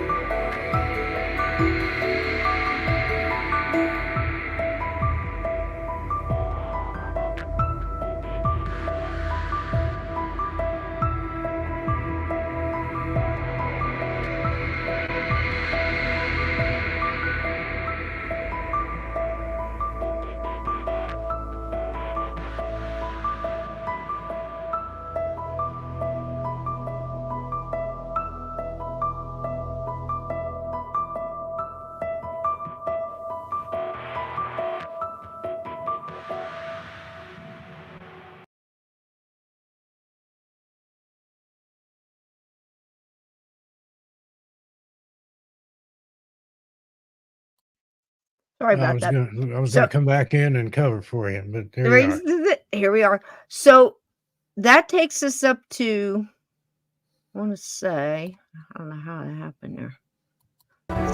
Hold on a second. Okay, so this takes us up to the point where, as I stated, the mayor pulls him in. He gets his unknowns, okay, and they're starting to dig into the clues. Like, what do you have? What do you have? You know, um, he's just a trip. So we're up to that point. Here we go. Here now. The Kingsbury Run murders is mostly what it was called. When people started getting hold of it and writing novels and everything else, all the different names started coming out. And as I said, we've gone all the way up to just now we're just Boldface Dash Hour, just shoved it out there at American Demon, you know. And so many people have been called that, including, you know, H.H. Holmes. And I think it was the Demon in the White City, I think the book was, which I read quite a bit of that when I did Chicago the last time. My gosh, Chicago. And again, nothing against Chicago. Every place has got their warts and their good points and their bad points. But again, like I said, there's certain places that just seem to have so much of it, you know, at least enough for us to hear about it, to know about it, and be able to speak on it today. So the Torso murders, of course, also now between 1935 and 1938, a serial killer murdered and dismembered at least 12 victims, and only 2 of which were ever positively identified. All the wonderful things you guys are putting in the chat, absolutely. There were evidence on the first one, the Lady of the Lake, which was victim 0, which I described before, that had something like a chemical or something like that, almost like something was trying to preserve it, as far as like a tanning of a leather, something along those lines. It really threw them off. There were others several on through that seemed to have been refrigerated, which threw off the timelines. There were so many things that were thrown at these police who, here you have your homicide squad actually trained a little bit to, even for those days, to look into murders and things. But with that barrier of the thought of the time, like I mentioned earlier, of we don't know how to deal with somebody who just kills at random for no reason. We don't know how to backtrack that, Eliot brings his side in, who through Sherlock Holmes and his own deductive reasoning and things he's learned over time and how he was dealing with Capone and organized crime that way, trying to bring his side in, but he's handicapped by the fact that he's not really trained in homicide. He just has a brain for trying to break everything down. So the way all that kind of went and how long it trekked over this span of time is understandable, thinking all that's going on. You know what I mean, Steve? Yeah. You got anything you want to add to that? You want to read this? It's you feel like sure. reading? Yeah. Can you see it okay? Cleveland, I don't know if I can make it bigger. Yeah. Okay. You ready for me to go? Go, baby. Cleveland was hit hard by the Great Depression of 1929. During the 1930s, city leaders worked to help its struggling citizens and raise the community's morale. The Great Lakes Exposition and the Republican National Convention were scheduled for 1936. Against this backdrop of a large city improving economically, one of the most prolific and gruesome serial killers of all time carried out his acts of horror, distracting the citizens of our city from the pride and prosperity of the times. 13 people were brutally murdered over the course of 4 years, beginning in 1934. All of them decapitated, most of them while they were still alive. Then the murders ended abruptly as they began. Safety Director Eliot Ness claimed to have solved the crimes. No suspect was officially identified, and no one was brought to trial. To this day, the Kingsbury Run murders remain one of the most sensational and intriguing unsolved crimes in our nation's history. Very well done. I just wondered there, he claimed to have solved the crime, but where's his solution? We're getting there. You want to do this one? Yeah, during the 1920s, Cleveland was a city on the rise. The population was booming, with new immigrants from around the globe joining the workforce that served the backbone of the city's industrial and manufacturing economy. The city's wealthy lived in the grand homes along Millionaires Row and supported many new educational and cultural institutions. And there you can see the captions, the search for more of victim number 6 and Detective Peter Merlo. I think that's right. Yep, undercover. That's it. Looks like a hobo there. Yep. Now Got the pack on the stick and everything. And I know I had to use that picture. I found it. Now, a lot of these pictures, full credit. Look, they're all over the place, but they originally came from the Cleveland Police Museum. And this stuff is spread everywhere. So you've got 3 different museums dedicated to Ness, the different places he was. And then you've got the police museum and FBI, and that stuff spread that way, and I mean, this man, one of the masks of one of the victims, they were just trying to get it identified, and they actually put that out there, cleaned up the head and put it on a gurney and had people coming by trying to identify him, because he was known as the tattooed man, and you're going to see a little bit more about it. That's why I stopped the film, so I could get to this point. There was a man, and again, I think that this kind of adds credence to the whole thought of this person who's doing this is probably dealing with their own thoughts of sexuality and other things. He's the suspect that we're going to talk about was married and had some problems with violence with the wife and things like this, and had the means and the ability to be able to do stuff like this. But he kind of fit that pattern as well, because again, you're thinking the castration, that says something, right? The women that they found, there was a few women. Other than this, it didn't follow male, female. It didn't follow, it was white, black, all of that. It wasn't, all white women with dark brown hair, like, the Son of Sam. And it wasn't, this.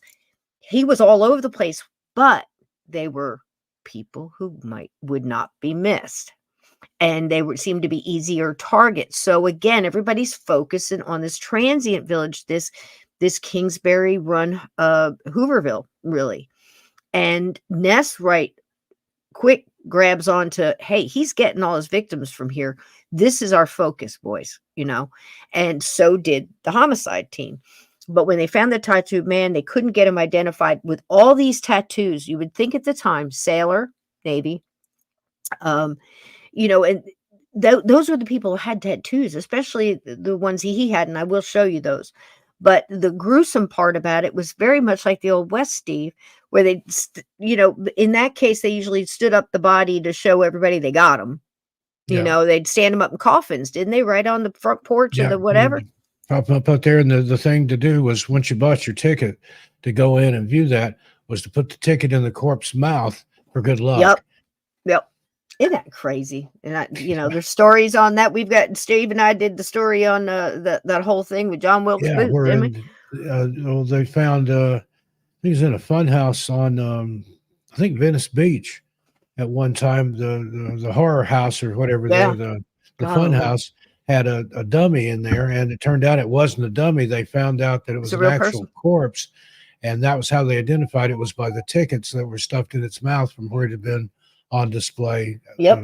Somewhere in the Old West. It was like stickers on a suitcase, wasn't it, Steve? Exactly. So that's again, I don't mean to laugh around people being, it's terrible what happened to these people. But this guy dressed as a hobo, this is what they did. This is Detective Merlo, and this was he was the head of the homicide team, and he had Zalewski. And the reason they made such a good team was because they were both of European descent. They came over. You hear multiple different places this guy's from, and I don't know why, but the last one I heard was Ukraine. So either way, he's coming over, came in, and is using that knowledge, because a lot of the transients were too. These are immigrants all over the place, right? So Zulinski is European. He speaks several languages, so he could go in there and talk to everybody and overhear conversations and stuff. So that was like their secret weapon, I guess, and being able to blend in as well as this as this guy is. But can you imagine that? All your worldly goods and your bandana on a stick on your back there, so blending right in. But again, these gentlemen probably here stuck out like a sore thumb, because nobody looked like this.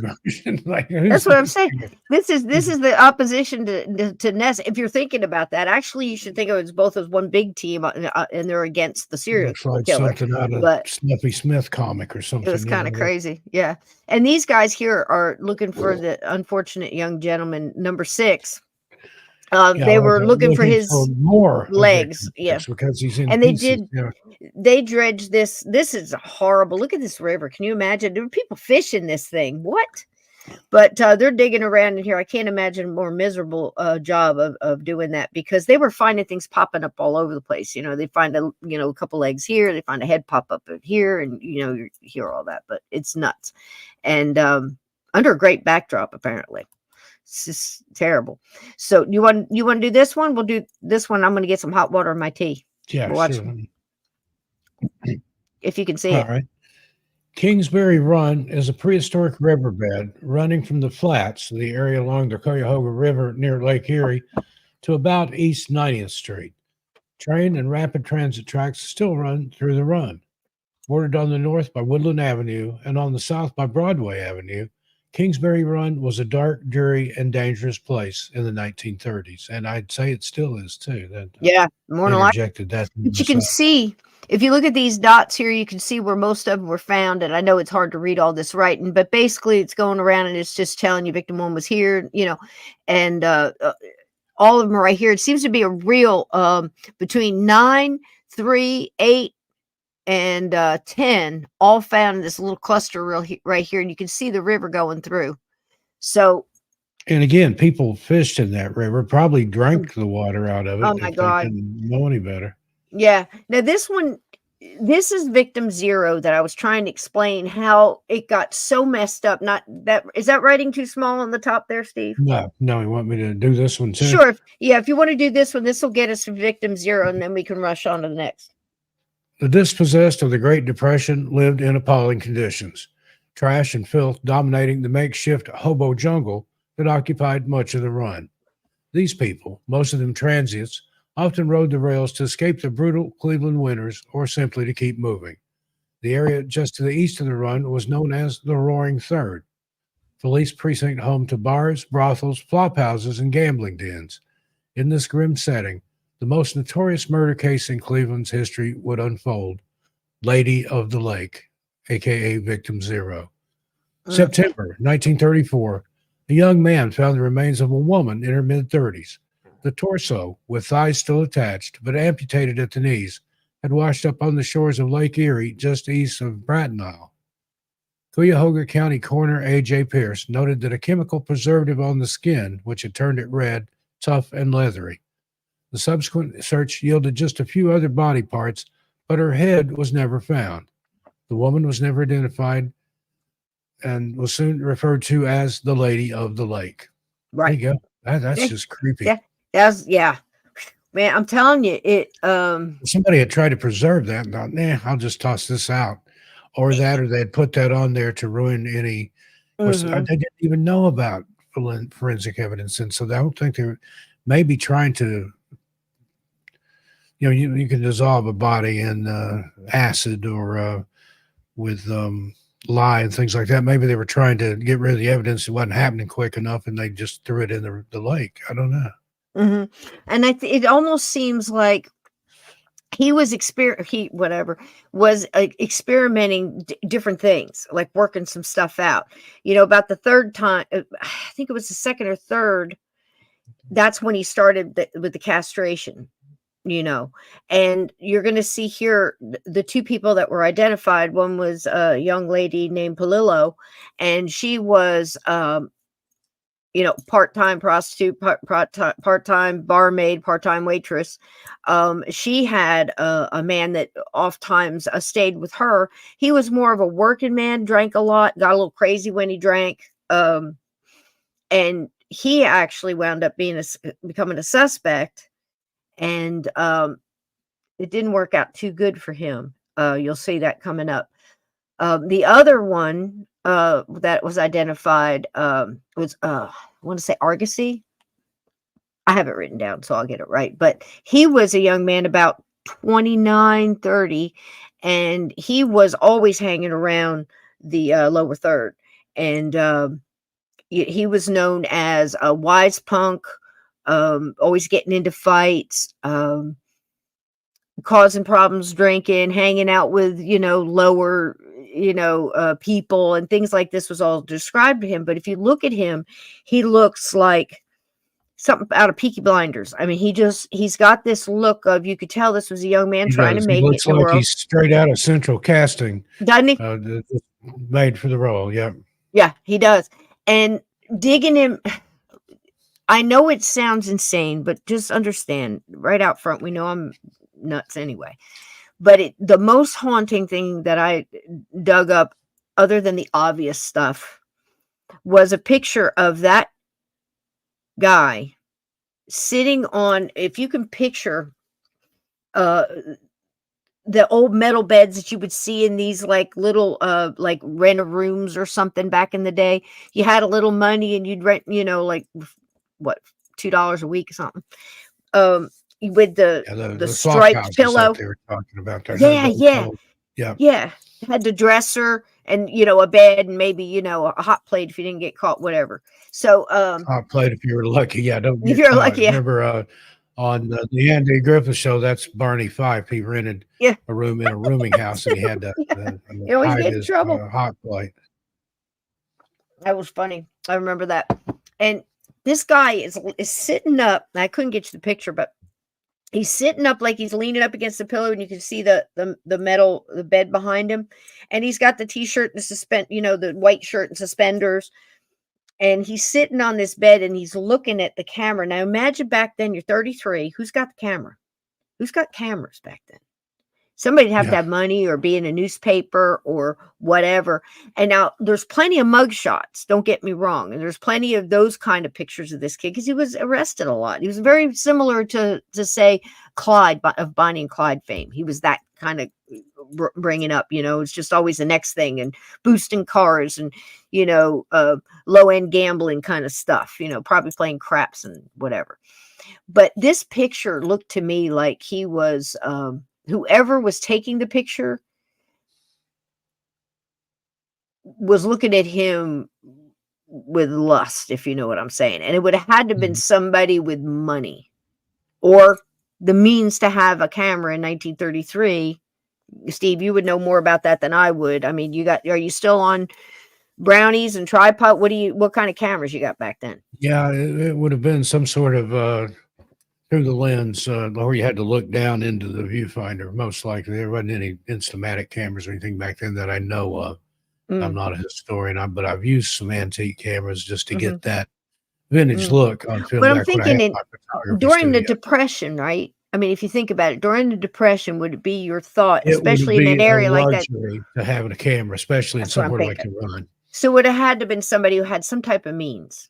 So it would fit. Or they stole the camera. Right, because when I looked at this picture, it was almost like it's such a look. You know how you could look at pictures, you could tell that the chick looking at the guy, somebody, she's thinking about somebody she really likes, or she likes the guy take the picture. You know what I mean? You could see it. This is what it looked like to me. And I'm thinking this person had means. I'm wondering if this isn't the killer taking the picture. You see what I mean? Because the killer matches the mode that I don't think it was some mad transient tramp that's running around killing people with a knife. How is he transporting the bodies? It doesn't fit. These bodies are being taken down a hill. They're transported. There's a couple of them where it seemed like it was taken out of a car because they could see a blood drag from about where the curb would be. So a car pull up, maybe a little drag, and then down the hill and into the water or into the marsh or wherever it was, or under the tree.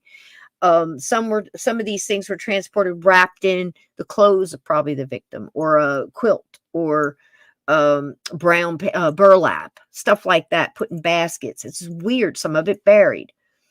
But these things were always transported in a hard to get place. So it had to have been somebody with some kind of strength. It would have had to have been somebody with some kind of transport. It wasn't done at the spot. See what I mean?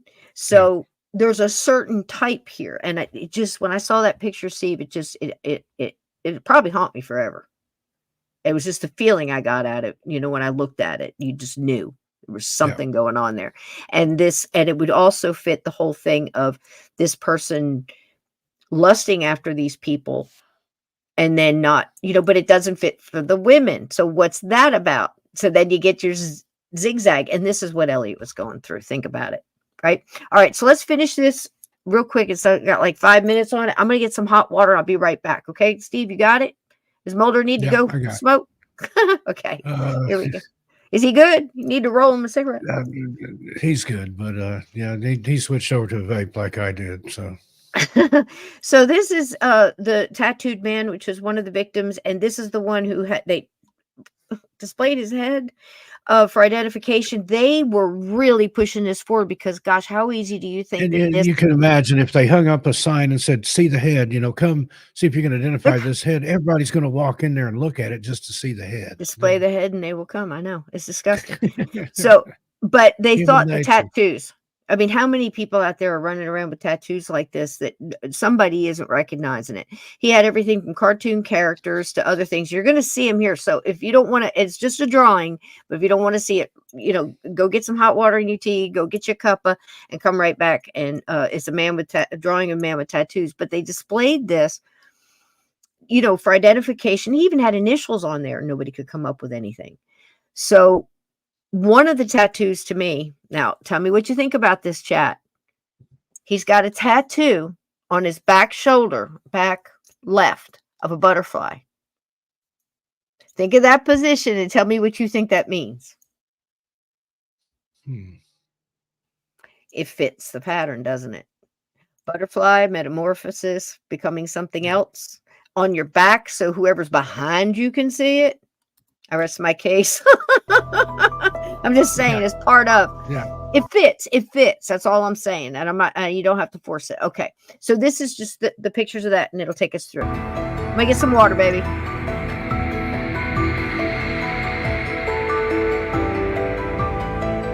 Eliot Ness would take extreme action to slow the panic.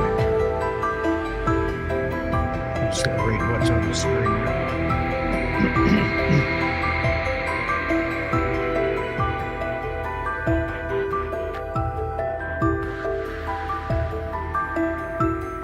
A good man, this Eliot Ness. Editorial there in the Cleveland Plain. Cleveland is safest big city in nation.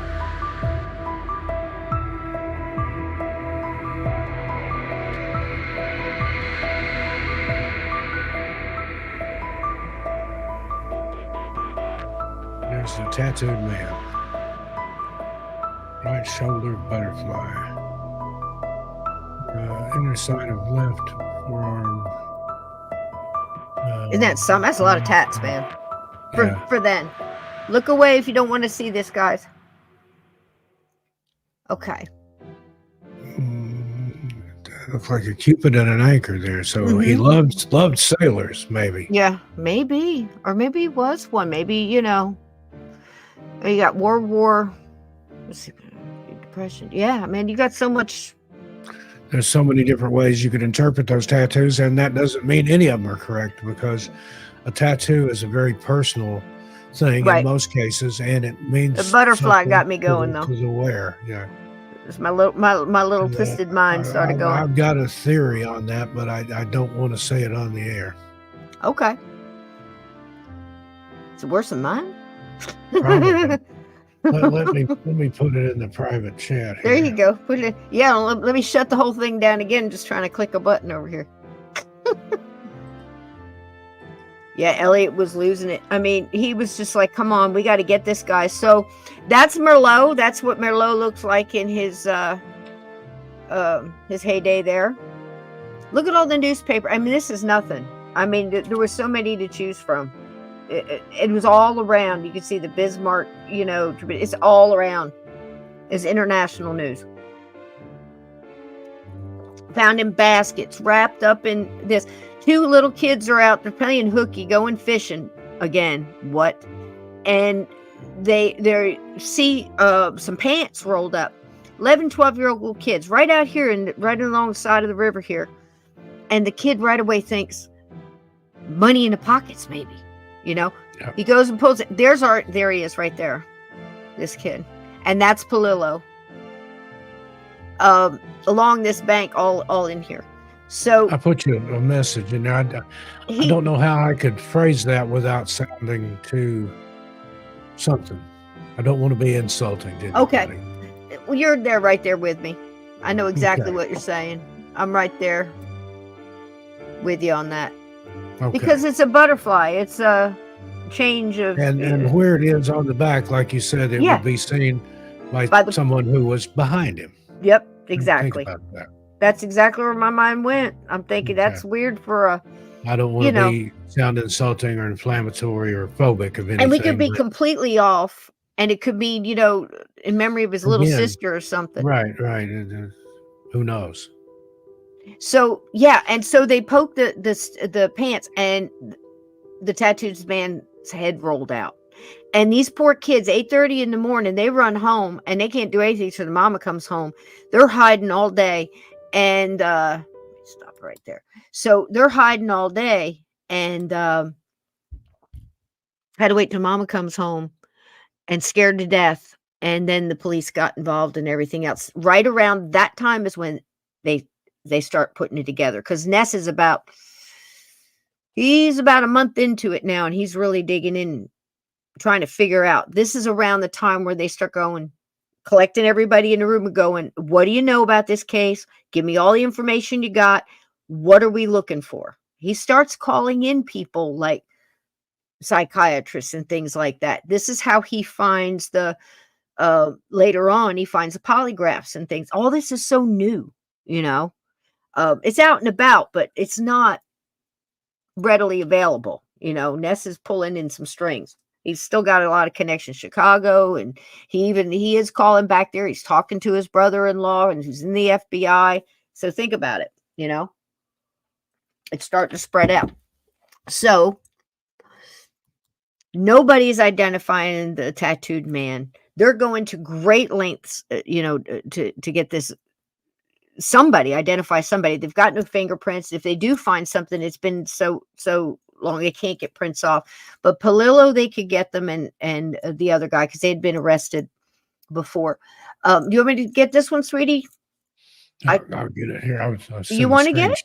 I'll send a screenshot to somebody. Give me just a second. Okay. Take your time. I'll start it. You can do the next one. Okay. September 1935, 2 teenage boys, this is the story I just told you, discovered the decapitated, emasculated corpse of a white male at the base of Jackass Hill. Yes, I said Jackass Hill. This was the name of the hill, and it was at the base of it. And it's just another one of those funny things that come up in this thing, where East 49th Street dead ends into Kingsbury Run.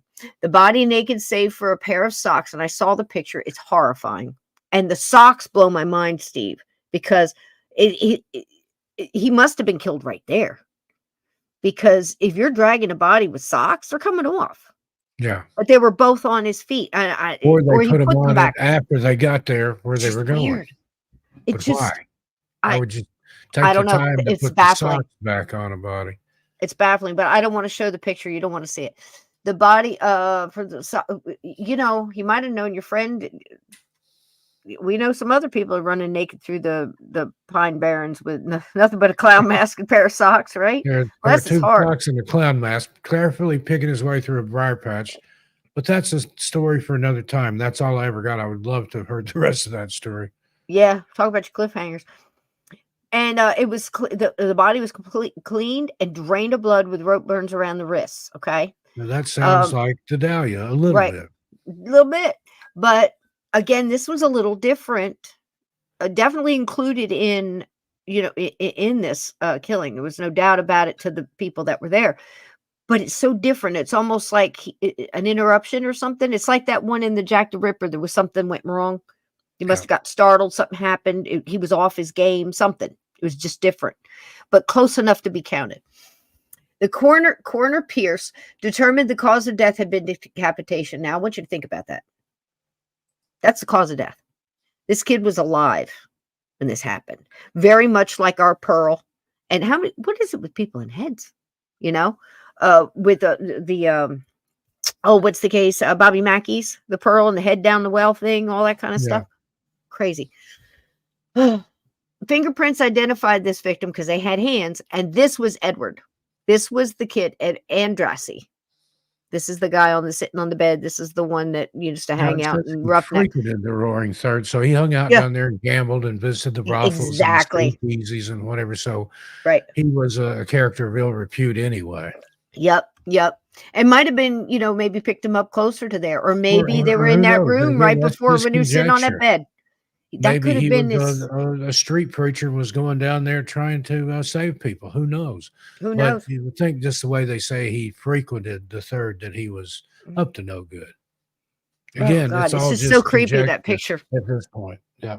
Him sitting on that bed. Man, it is creepy. Fingerprints identified this victim as Edward Andrassy, a 28-year-old white male who frequented the Roaring Third. While searching the crime scene, police discovered a second body nearby, also decapitated and emasculated. It appeared to be covered with the same chemical preservative as the Lady of the Lake. That's what tied in victim 0. Yeah. This is your timeline on that. And being emasculated too. That's a statement. That is. That's saying something right there. Mm-hmm. Mm-hmm. This body apparently had been dead for at least a couple weeks, and the 40-year-old white male was never identified. So that was the second body. I sent you a message on Messenger. So what are you guys thinking? Butcher. Well, thank you, Scott.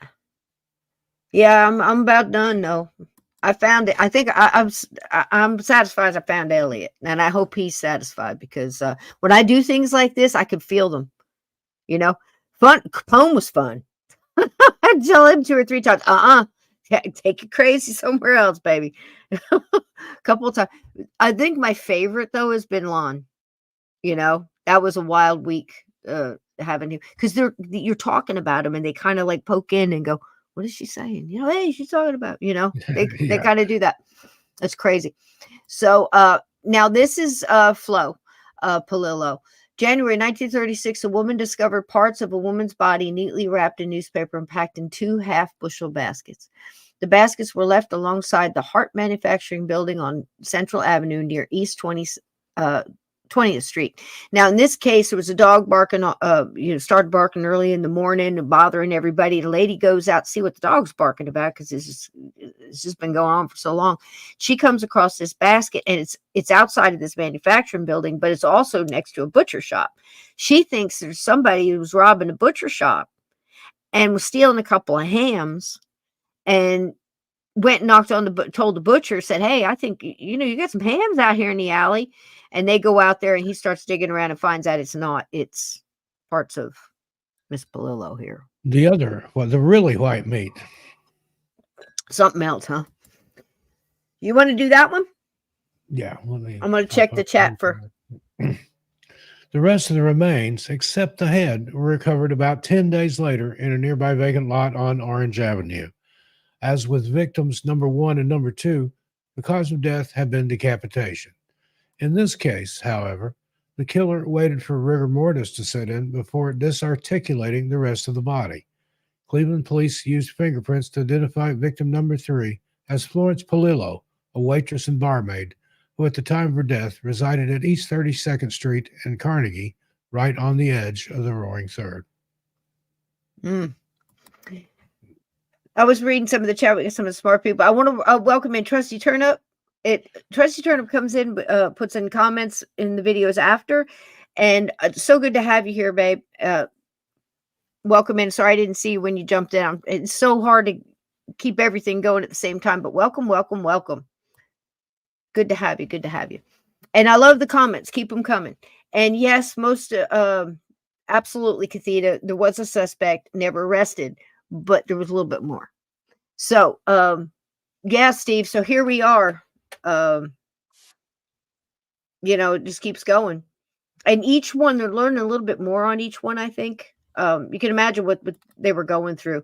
This is a coroner, and I don't want to get his name wrong. There's so many good people.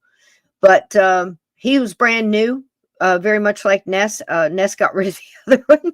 Like I said, corruption. There were so much shifting of people. But he remained coroner. Glenn, do you have his name? I think I have it in my notes. But he was coroner 50 years. It was incredible. One of those guys that latched on and didn't let go. But he was really digging. You see him in his fine white shoes here. And later you'll see him all dressed in his fine Dr. Whites. But he was really trying to get identification on these.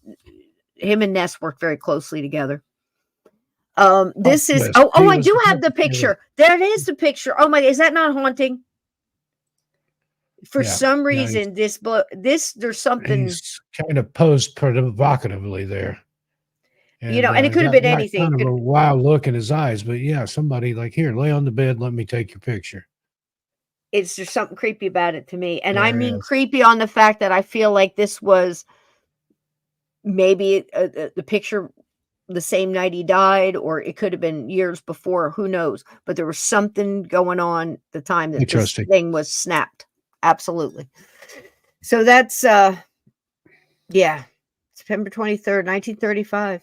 It doesn't seem that long ago. You want to do that one? The doctor that was working with Ness is the perpetrator. I'm just kidding.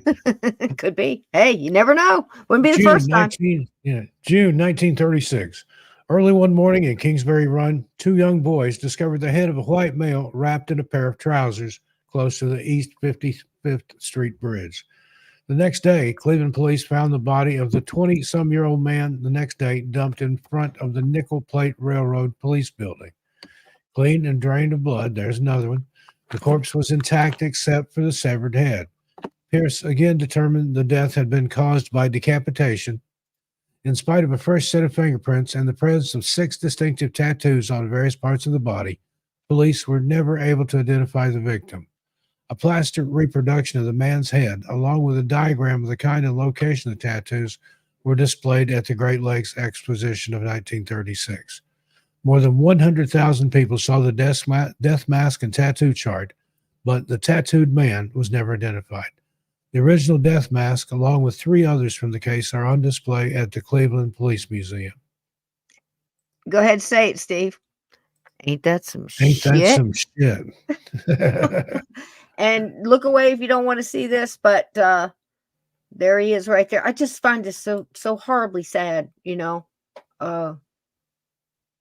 Just it you know, it's terrible. What were their last moments like? Well, I think you're gonna find out a little bit about that. Go ahead, Steve. If you want this one, you want me to do it? I got it. July 1936. A teenage girl came across the decapitated remains of a 40-year-old white male while walking through the woods near Clinton Road and Big Creek on the near west side of Cleveland.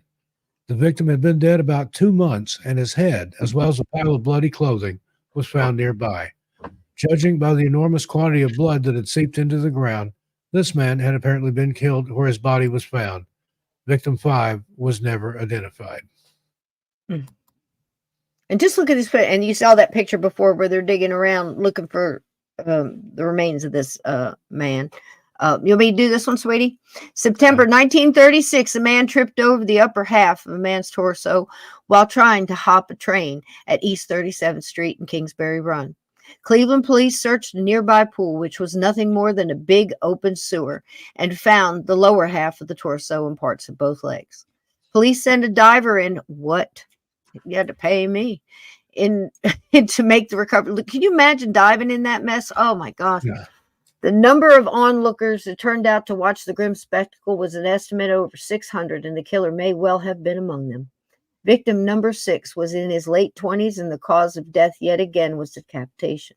Coroner Pierce, that was his name, noted the lack of hesitation marks in the disarticulation of the body indicated a strong, confident killer. Similar to both other cases in the Black Dahlia and Jack the Ripper, and several others. Very familiar with the human anatomy, the victim died instantly when the head was cut off in one bold, clean stroke. Victim 6 was never identified. Now they're piecing it together, Steve. They're gaining, you know what I mean? They're gathering their evidence. You want that one? Isn't this fun? It's like tag teaming. It is. It's tag teaming. Fall 1936. Media frenzy. 6 brutal killings in 1 year, and the police had neither clues nor suspects. The Cleveland Press, the Cleveland News, and the Cleveland Plain Dealer all reported almost daily on the killings and the lack of a suspect. Tension was high. Who was the Mad Butcher of Kingsbury Run? Giving in to mounting pressure from Mayor Harold Burton, recently appointed Safety Director Eliot Ness got more involved in the case. Coroner Pierce called for what the newspapers dubbed a torso clinic, a meeting of police, the coroner, and other experts to discuss information and to profile someone who could be responsible for these gruesome killings. You know, a lot of firsts here. And here's detectives Peter Merlot and Martin Zalewski. I should have gave this one to you, Steve. On the case full time, they moved deftly through the seedy underworld that constituted the Run and the Roaring Third, often dressing the part while off duty. By the time the case had run its course, the two had interviewed more than 1,500 people. The department as a whole, more than 5,000. This would be the biggest police investigation in Cleveland history. I mean, think about that. That's a lot of, it's not like everybody said, why isn't something getting done? Nobody's doing anything. The stuff that goes on behind the scenes that these people are trying, and bravely so. I mean, these, he may look silly dressed like this and think this is how bums, are. He doesn't even, not even dirty. Should have rolled around the ground a little bit, but God bless him. I'm not trying to disparage the man. I'm just saying it looks silly to us now, but think of how dangerous it was for these people to be doing this stuff, and I'm not real big on undercover stuff, but if you're trying to stop a killer like that, do what you got to do. But blending in was dangerous.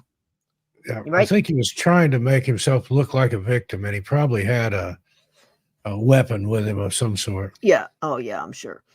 February 1937, a man found the upper half of a woman's torso torso washed up on shore of East, Brunhilde. Unlike the previous victims, the cause of death had not been decapitation. This had happened after she was already dead. The lower half of the torso washed ashore 3 months later at about East 30th Street. This woman was in her mid-20s. She was never identified. June 1937, a teenage boy discovered a human skull under the Lorraine Carnegie Bridge. Next to it was a burlap bag containing the skeletal remains of what turned out to be a petite black woman about 40 years old. Dental work allowed for the unofficial identification as Rose Wallace of Scoville Avenue. Police followed every lead they had on her. They led nowhere. So here we are with the dental work. This is the one that people argue about whether or not she was really identified. So if you ever hear about that one, it's Rose Wallace. They weren't really sure. And she has a death mask. And they kept trying to get her identified for somebody to confirm that, which is how weak the identification on this one was. If that makes any sense. Off to you, Steve. We're almost there. July 1937. There were labor problems in the flats in the summer of 1937, and the National Guard had been called in to maintain order. A young guardsman standing watch by the West 3rd Street Bridge saw the first piece of victim 9 bobbing in the Cuyahoga River in the wake of a passing tugboat. Over the next few days, police recovered the entire body, except for the head, from the waters of the Cuyahoga River. The abdomen had been gutted and the heart ripped out, clearly indicating a new element of viciousness in the killer's approach. The victim was in his mid to late 30s. He was never identified.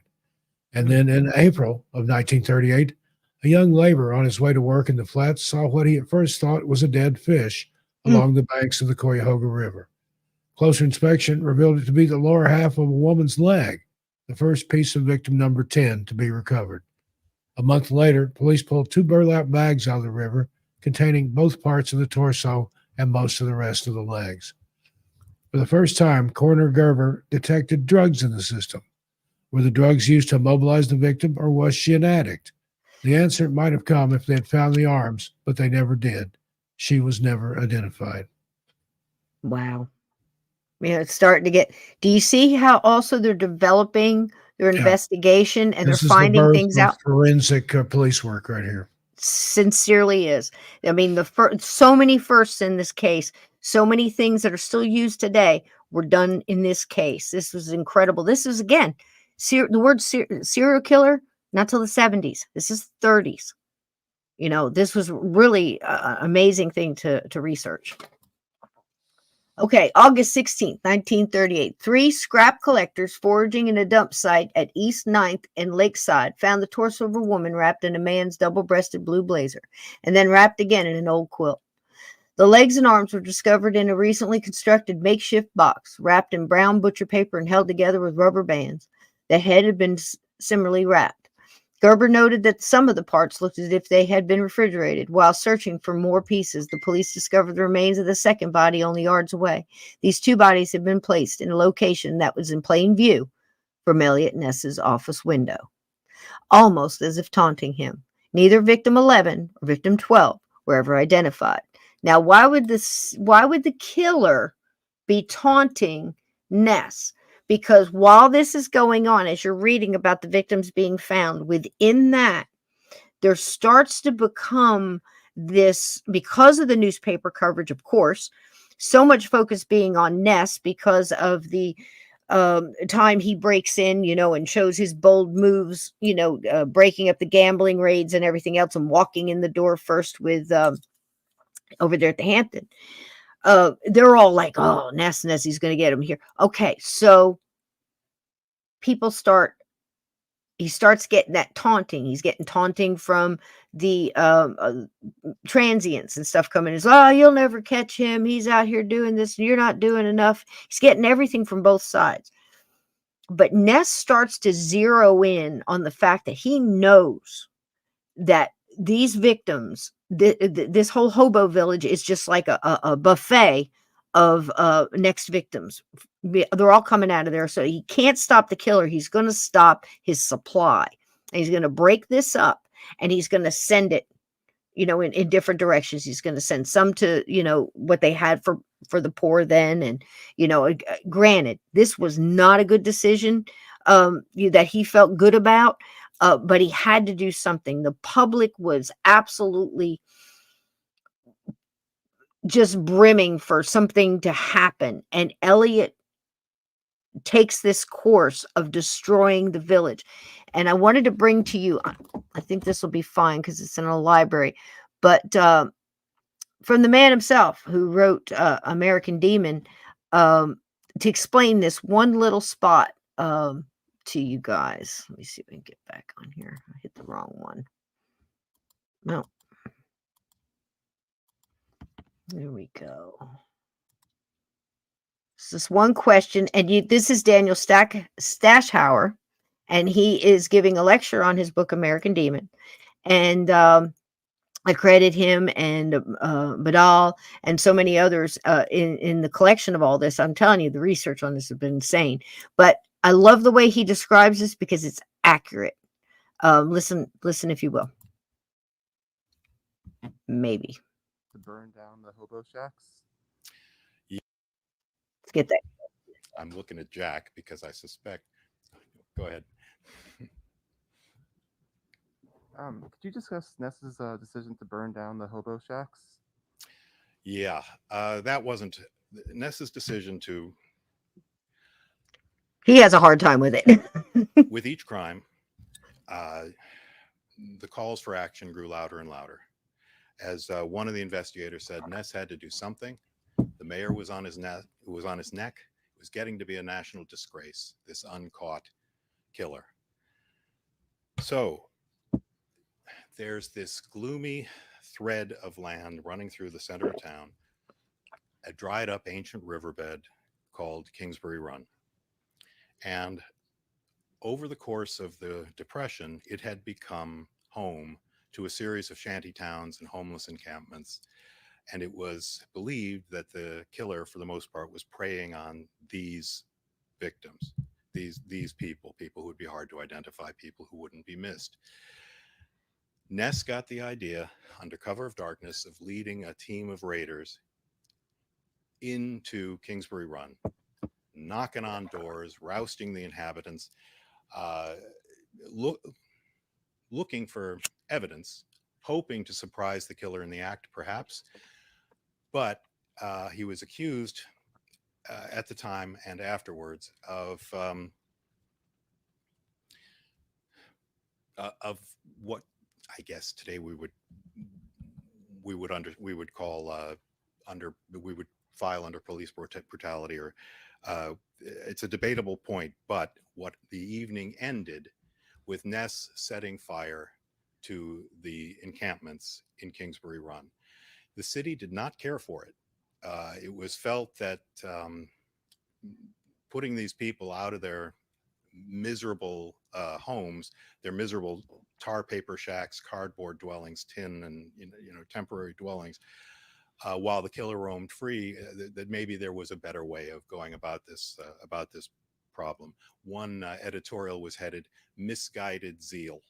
Mm. And particular attention was paid to the fact that Ness had taken fingerprints of all the men rounded up that night, in case in the future one of them should fall prey to the killer. And it was thought maybe more, tracking down the killer instead of arming ourselves against a future assault. I can argue either side of this equation.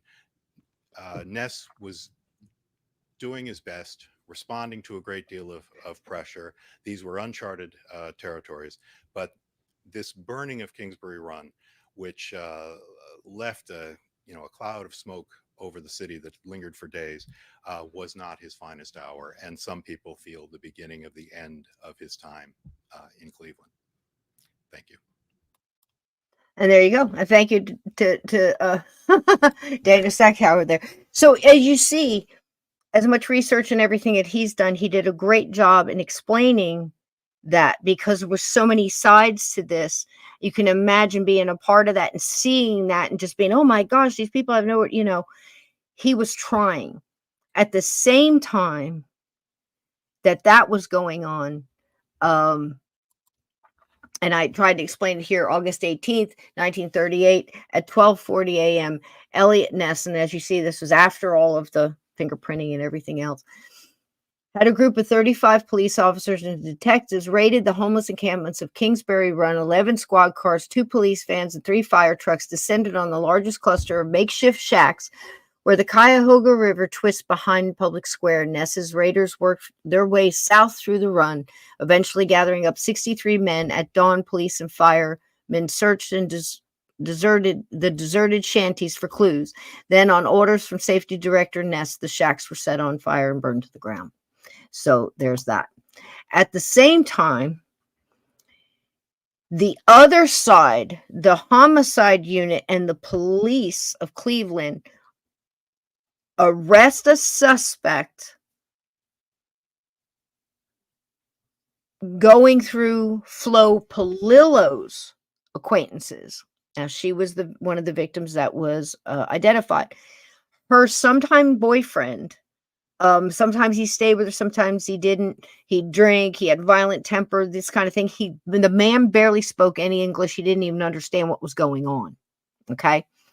July 1939, County Sheriff Martin O'Donnell arrested 52-year-old Bohemian bricklayer Frank Dozel for the murder of Flo Polillo.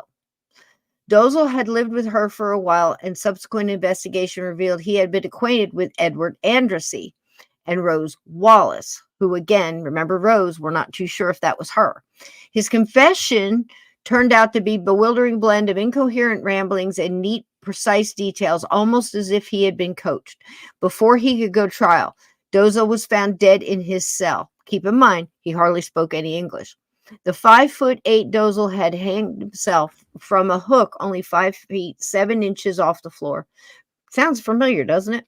Gerber's autopsy revealed 6 broken ribs, all of which had been obtained while in sheriff's custody. To this day, few believe that Frank Dozel was the torso killer. So if you hear from anybody that somebody was arrested and then he hung himself and that was the killer, I would say big on that one. Yeah. How about you, Steve? Yeah, kind of reminds me of Epstein and Exactly. yeah. And with, how did he get those broken ribs? And anybody that knew him that will give testimony on that or has been through an investigation, the guy didn't even understand what was going on. He's sitting there placed for pictures and everything else. And I hear that so many times in cases This like was this. prior to the Miranda Act, right? Miranda. I think it was. Eliot Ness had a suspect who he believed was undoubtedly the killer. This suspect continued to taunt Ness for years after the killing had stopped. All official police records on this case have been lost, destroyed, or removed. So, again, all of that, everything here has been dug up through, as I said in the beginning, estates and people relinquishing journals and letters and other documents of the personal police and homicide and Ness himself, and following so many of these newspaper things, very much like the guy from the train, the axe murderer guy. A lot of that was dug up through that, the man from the train. And the Miranda, that wasn't until the 60s. I thought it was much later. So no, they didn't have to read him his rights. He didn't have to understand anything. They could beat a confession out of him, and it wasn't. And a bunch of incoherent ramblings, Yeah. So through years, this is another interesting part of this. For decades, through books and novels and documentaries and whatever, you heard of this mysterious Dr. X. Dr. X was not identified till recently, just over the past, 10, 20 years. And it is most likely, and a lot of people, and if Badal believes in this, I do, because again, he's very much like the Dr. Epperly in this case. And if you saw a doctor carrying a body into his surgery thing there, nobody would look twice. Right. So most likely Dr. X was Francis E. Sweeney. And there's multiple reasons to believe this. This is not just, okay, it must be this guy. Sweeney. Here we go. Sweeney, is psycho. He was a medic in the war. He's a practicing doctor now. He was married. His wife was always complaining about his violent temper, and he just had weird tendencies, very eccentric, probably schizophrenic. He's doing things like checking himself into the VA hospital for insanity. Ness is asking questions. He's zeroing in on this guy, and there's a very good reason for that.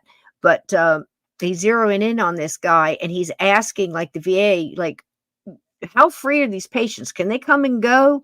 Or are they guarded? And it's like, it's not a prison, it's an insane asylum. I mean, we don't guard anybody, which is weird. So this guy, even though he's like in this insane asylum, for a couple weeks here and there or whatever it may be, and then out again, it doesn't mean that he couldn't be doing stuff while he was in there, if that makes sense. He wasn't heavily drugged or anything like that. It was observations and stuff.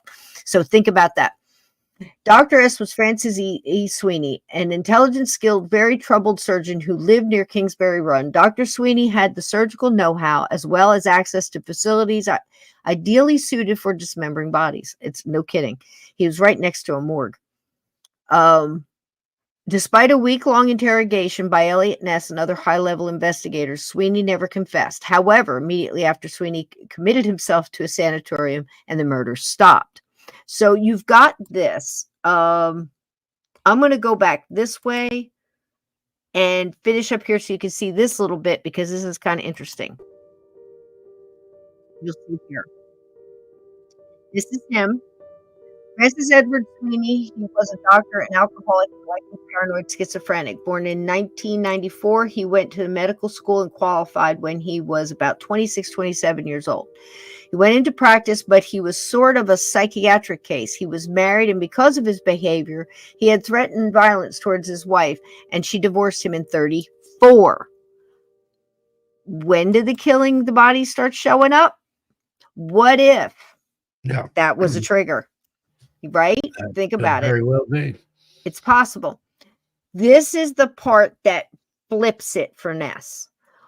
One homeless man described how a doctor had offered him a meal and a new pair of shoes, but when he had been eating, all of a sudden he started to feel very lightheaded, as if he was being poisoned, and the man ran away. From his description of the surgery where he had been taken, matched Sweeney's office and surgery right next to the morgue. That's pretty strong circumstantial evidence there. It is. That's definitely interesting. Pretty strong circumstantial, and it's right next to the morgue. So he described an office right next to a morgue, described the inside, and it matched, which is why Ness focused on Sweeney. The caveat to that is Sweeney had a cousin who was a congressman. And when Ness starts looking at Sweeney, Ness starts getting harassment from the congressman, and a lot of political hanky-panky starts going on. And Ness is pushing down harder, but now Ness has to kind of go undercover in looking at Sweeney. So they're doing surveillance 24/7 on this guy. They're watching every move. Sweeney is taunting Ness and making phone calls to certain detectives and the department and saying stuff like, saw your guys out there today, like playing a little gangster here. Tell them tomorrow I'm going to be doing my grocery shopping over at the such and such if they want to pick me up, that kind of stuff. Sweeney's doing this. So it started to be a battle. And if you notice toward the end there, the last two victims were found under Ness's window. Mm-hmm. That's the taunting. Okay. Yep. So again, his whole case was circumstantial evidence, but a more compelling suspect has never been found. Eliot Ness was not finished. I assure you. I want to run my credits so you can see all the music and everything. God bless them, all the composers and the creators out there. These are some of the books, some of them. And there's I really, books out there really like these two. Got several in my collection. That is Stash Howard's book. That's a good one. Mm-hmm. Yeah, he really dug in. He's a Cleveland boy too. I like those locals because they can get to stuff,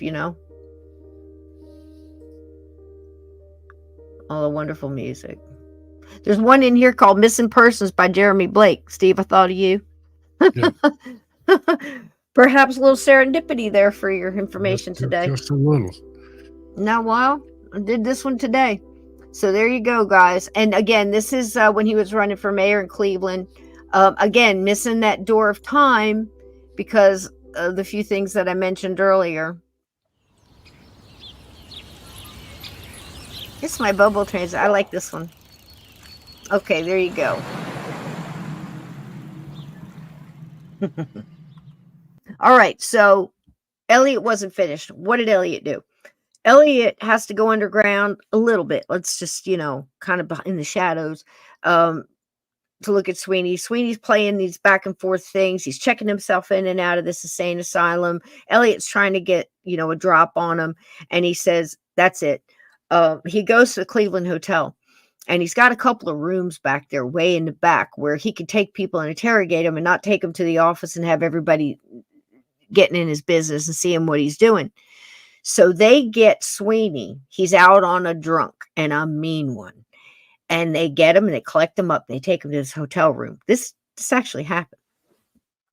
Take him to the hotel room. It takes him 3 days to sober up, where he can is coherent enough to sit up and answer questions. Eliot Ness and his, team has this guy in a room for 8 days. They interrogated him. He brought in both polygraph operators, and the one that's like the strongest one, where it's closest to what we use today. The guy says, listen, if this isn't your guy, I shouldn't be even, carrying on with this machine. This is like textbook. This is him. Now, Sweeney's playing these mind games because here he's almost got that aristocratic nobility kind of feel to him. I'm a doctor and you have nothing on me, right? It finally ends. Eliot's at the point where I can't use the machine. I know you're the guy. And he looks at Sweeney right in the eyes. He says, I know you're the guy.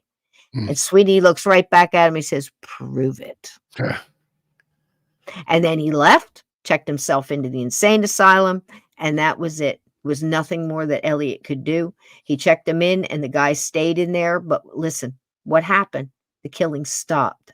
This was all real tight in where he burnt the thing. He's interrogating Sweeney. He either did it or the killer say, hey, this guy, is out of the picture. They think he's doing it. I better quit while I'm ahead. Absolutely. I mean, it's just, yeah, it could be. It could be. But it stopped. And there he is. Everybody, Badal thinks he's pretty strong on who he was. And it's really creepy. And again, it's very much like the Ripper. It's very much like, a couple of other cases. But again, for Ness, I think for Ness, it was very much like the Capone thing. He got that cup full. He worked so hard. He had so many people that worked with him that he had so much respect for. And here it is. It's just another thing that just did not go boom, and again, there's those doorways and there's that, should have took that exit 10 years ago. Cleveland seemed to get over the whole fact that, to them it seemed, and this is me guessing, to them it seemed that once the shantytown was burnt down and the killing stopped, this stuff just goes out over time. It goes away. What was the closest to Eliot Ness, he runs for mayor. He thinks he's going to run on all the things he did for Cleveland. He's got posters up. He still had a sign written on a brick building that lasted to like the 50s. And they left it up there.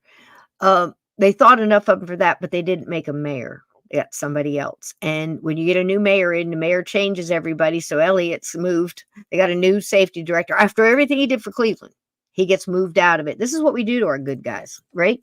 So he goes, and now he's drinking a little bit too much, and he's not doing anything bad, but he's, going out and he's trying to, he's partying with his wife, and, he's just kind of like, he doesn't have any focus, and he does the mayor thing.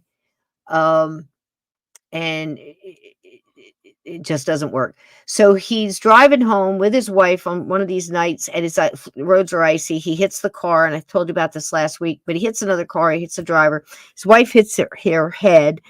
Said she wants to go to the hospital. So he tells the other guy, let's go to the hospital and we'll settle everything there. She changes her mind on the way. They go home. He calls the hospital, but he doesn't leave his real name. And that is what Cleveland could not forgive him for, because he broke his own rule as safety director. one of his own laws, and that's what did him in. On top of, he kind of got over the burning down the town, but Yeah. this one he didn't get over. He resigned 2 weeks later. He goes to Pennsylvania and he works for a company there, taking his business credentials with him. Meanwhile, the serial killer, whoever it is sending him postcards and pictures, like you saw last week. I think there was 5 or 4 remaining of those, taunting him the whole time. He leaves and all that stops. Pennsylvania, he digs in. He's trying to help this company. He's digging into the company and he finds out the company is going bankrupt because they're mishandling funds. And it's just, he's trying to save it. And it was just a little bit too late. He's there for a while, but they're just hanging on there to the end. And it's no fault of his. It's not that he was gambling or doing something else. It's just, he's trying to save this company that's going under. And he's 54 years old. They had adopted the little boy, is 11 now, and his wife's out in the garden, and Eliot Ness walks home with 2 paychecks in his pocket because he can't cash them because the money isn't there in the funds for the business. He's trying to hang on to it. He goes in the kitchen, gets a glass of water, has a massive heart attack, and dies at 54 on his kitchen floor. He is so downtrodden at this point. He's a little over $7,000 in debt. The only thing that he had going for him was the $200 that his co-author gave him for the rights to his story. That Eliot Ness wrote his memoirs and gave it to the co-author. And about 2 weeks earlier, he'd been sitting at a bar and he got to see the finished product. And he didn't like the way the author had embellished and added a few things to his story. And he kind of pushed back on that and said, I don't want to be any part of it if you're going to do that, because, these things happened and you're making them sound like this. And the guy said, well, you got to add a little something for the public, right? And the guy says, I'll give you $200 for the rights. And he took the $200. That's what Eliot Ness got for that book. 5 weeks later, that book was out. It was a year and a half later, the series started with Robert Stack and the legend was born. And where was Eliot Ness? They didn't even have money to bury him, Steve. Yeah, I know. It's sad. His wife was left with, in debt. She got multiple jobs. And she did a good job raising the little boy. I mean, she took in kids and watched kids. She worked as a waitress. She worked here. Can you imagine, after all he's done for, everybody, and this is how it winds up, right? The lady we saw last week, her name is Rebecca McFarland. She is a Cleveland, and we're almost done here, 5 more minutes. She dedicated a large part of her life to getting this man's story out. And we watched quite a bit of it last week. She's a 4th generation Clevelander. And what she did was absolutely fabulous. And I thought I'd let you guys see it in what she did in her words. It's a nice fitting way to end this whole thing. I just think it's just so neat. Here we go. She never got a penny of residuals from either the book that was a bestseller or the TV show that starred Robert Stack. She did get to meet him, and he was honored to have done so. I was able to have phoned him about 3 years before he passed away. He and I exchanged Christmas cards for a few years, and he was so kind as to have said that he would never have had his career in Hollywood if it not had been for him representing Eliot Ness on the TV show. He was proud to have done so, although the TV show is not very accurate to his memory. Still, it was nice. It was decades later when A&E Broadcasting came to Cleveland to film the story of Eliot Ness's biography. When they did that and they visited with me, the one thing I couldn't tell him was whatever happened to Eliot's ashes. But one of the producers was kind enough to give me the name and phone number of a person whom I'm not allowed to share. and that person had held Eliot Ness's ashes for 40 years. They were in a garage in a home in Lake County. When I found that out, I called up this person and I asked if I may have his ashes to conduct a funeral. It took me a year to wear her down, and then it took me another year to plan.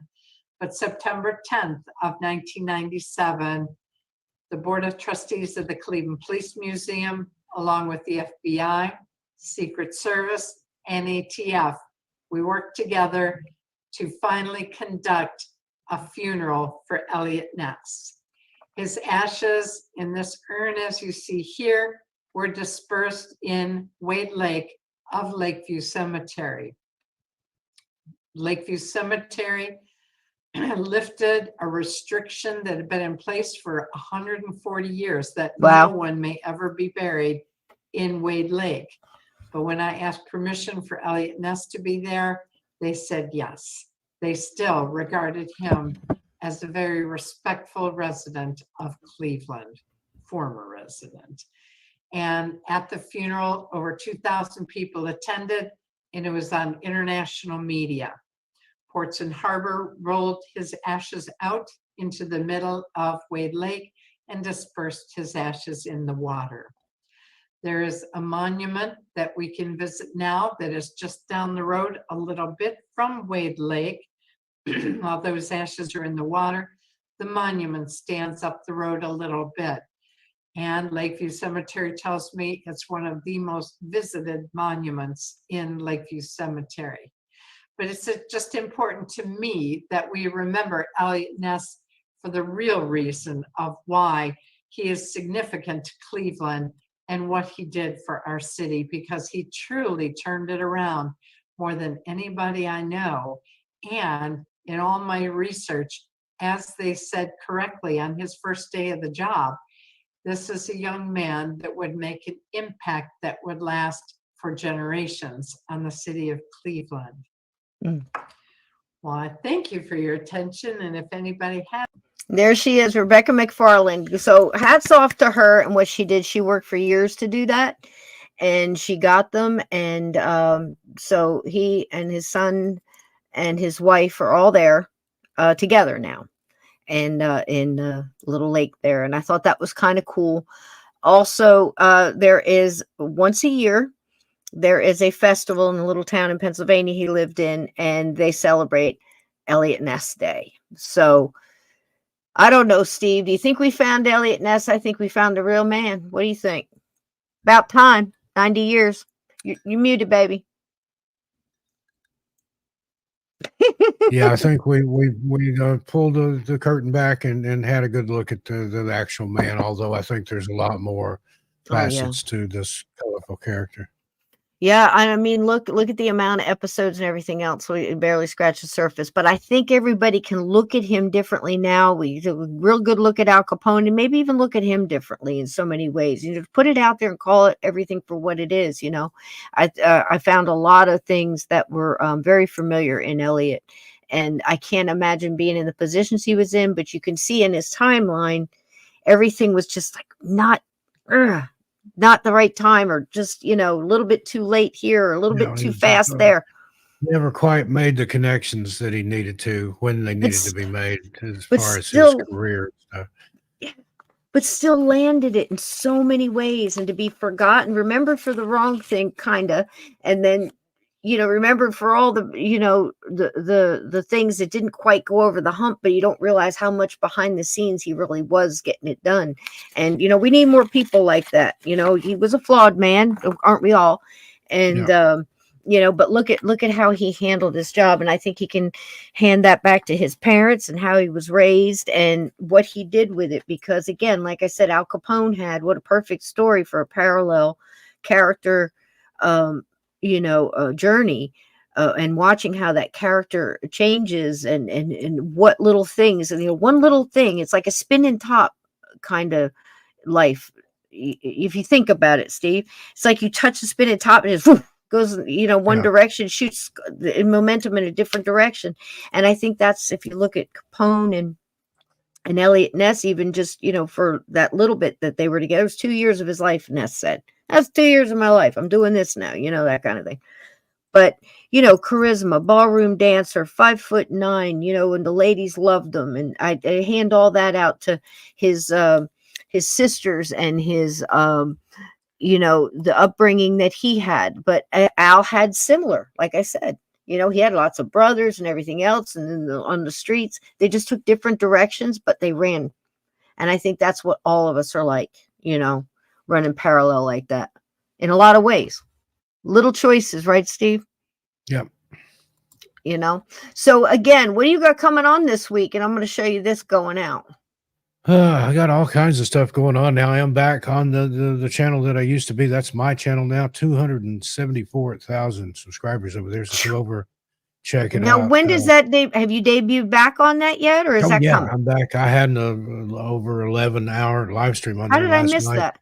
I've I've had my nose in the book for 9 weeks. Yeah.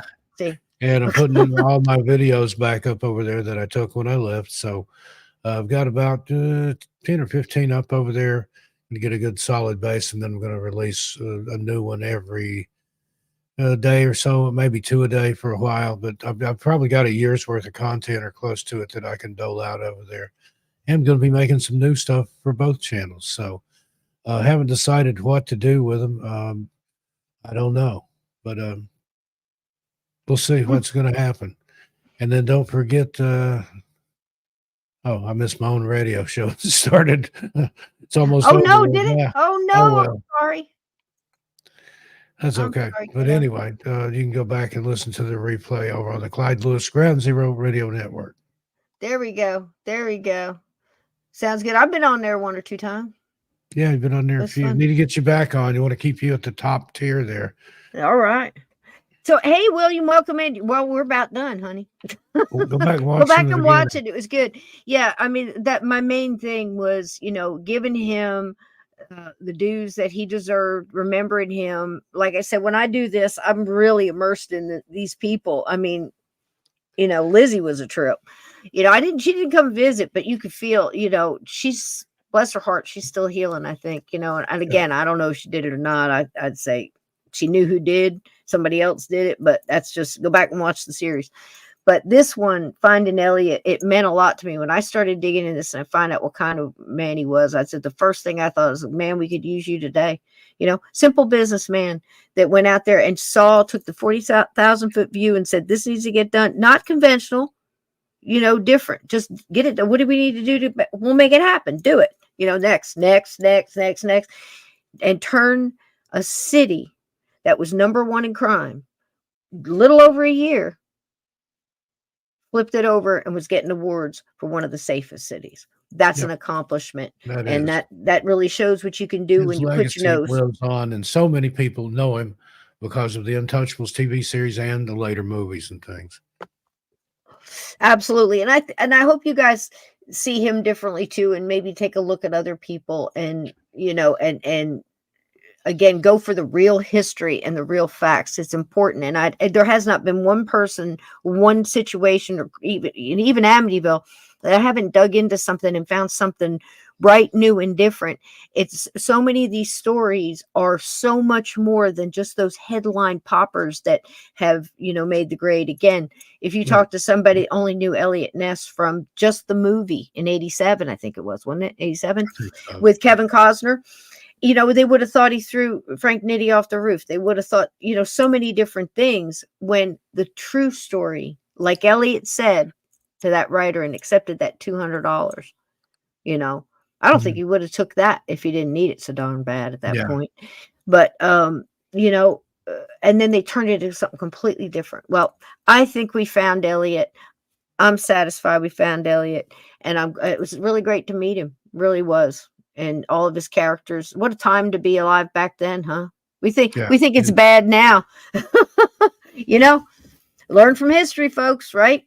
All right, guys, we are out of here. Steve, I couldn't be more happy about your news. My love to Nick and Mulder and whatever ghost might be lurking around there. And I didn't tell you. I didn't tell you tonight how beautiful you look. Now, tomorrow night, you coming tomorrow night too, right? I plan on being here, yeah. All right.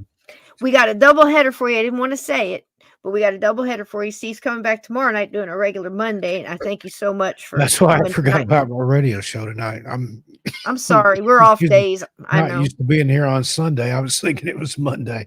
I'm Oh, well. sorry. Me too. Yeah. Well, you look beautiful doing it, though. I don't So- have to listen to it. I lived it. Quoting Pee Wee Herman there. So There you go.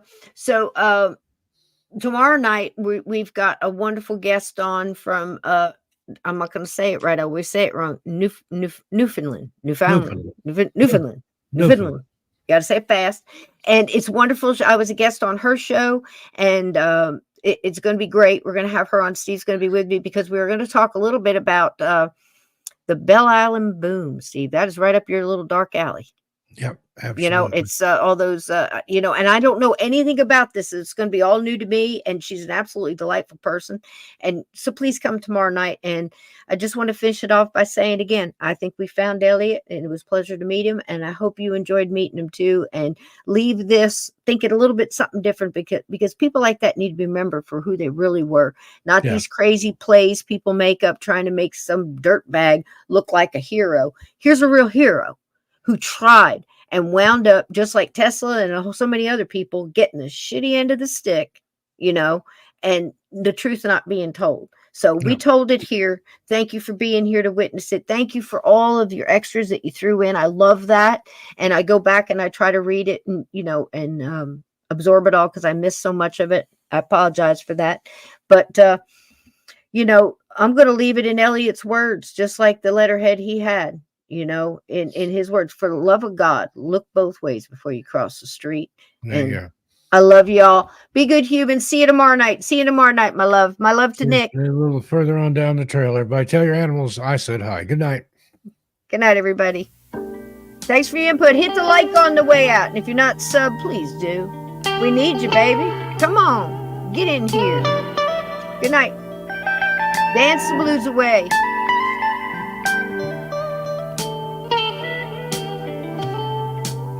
Thanks, Eliot.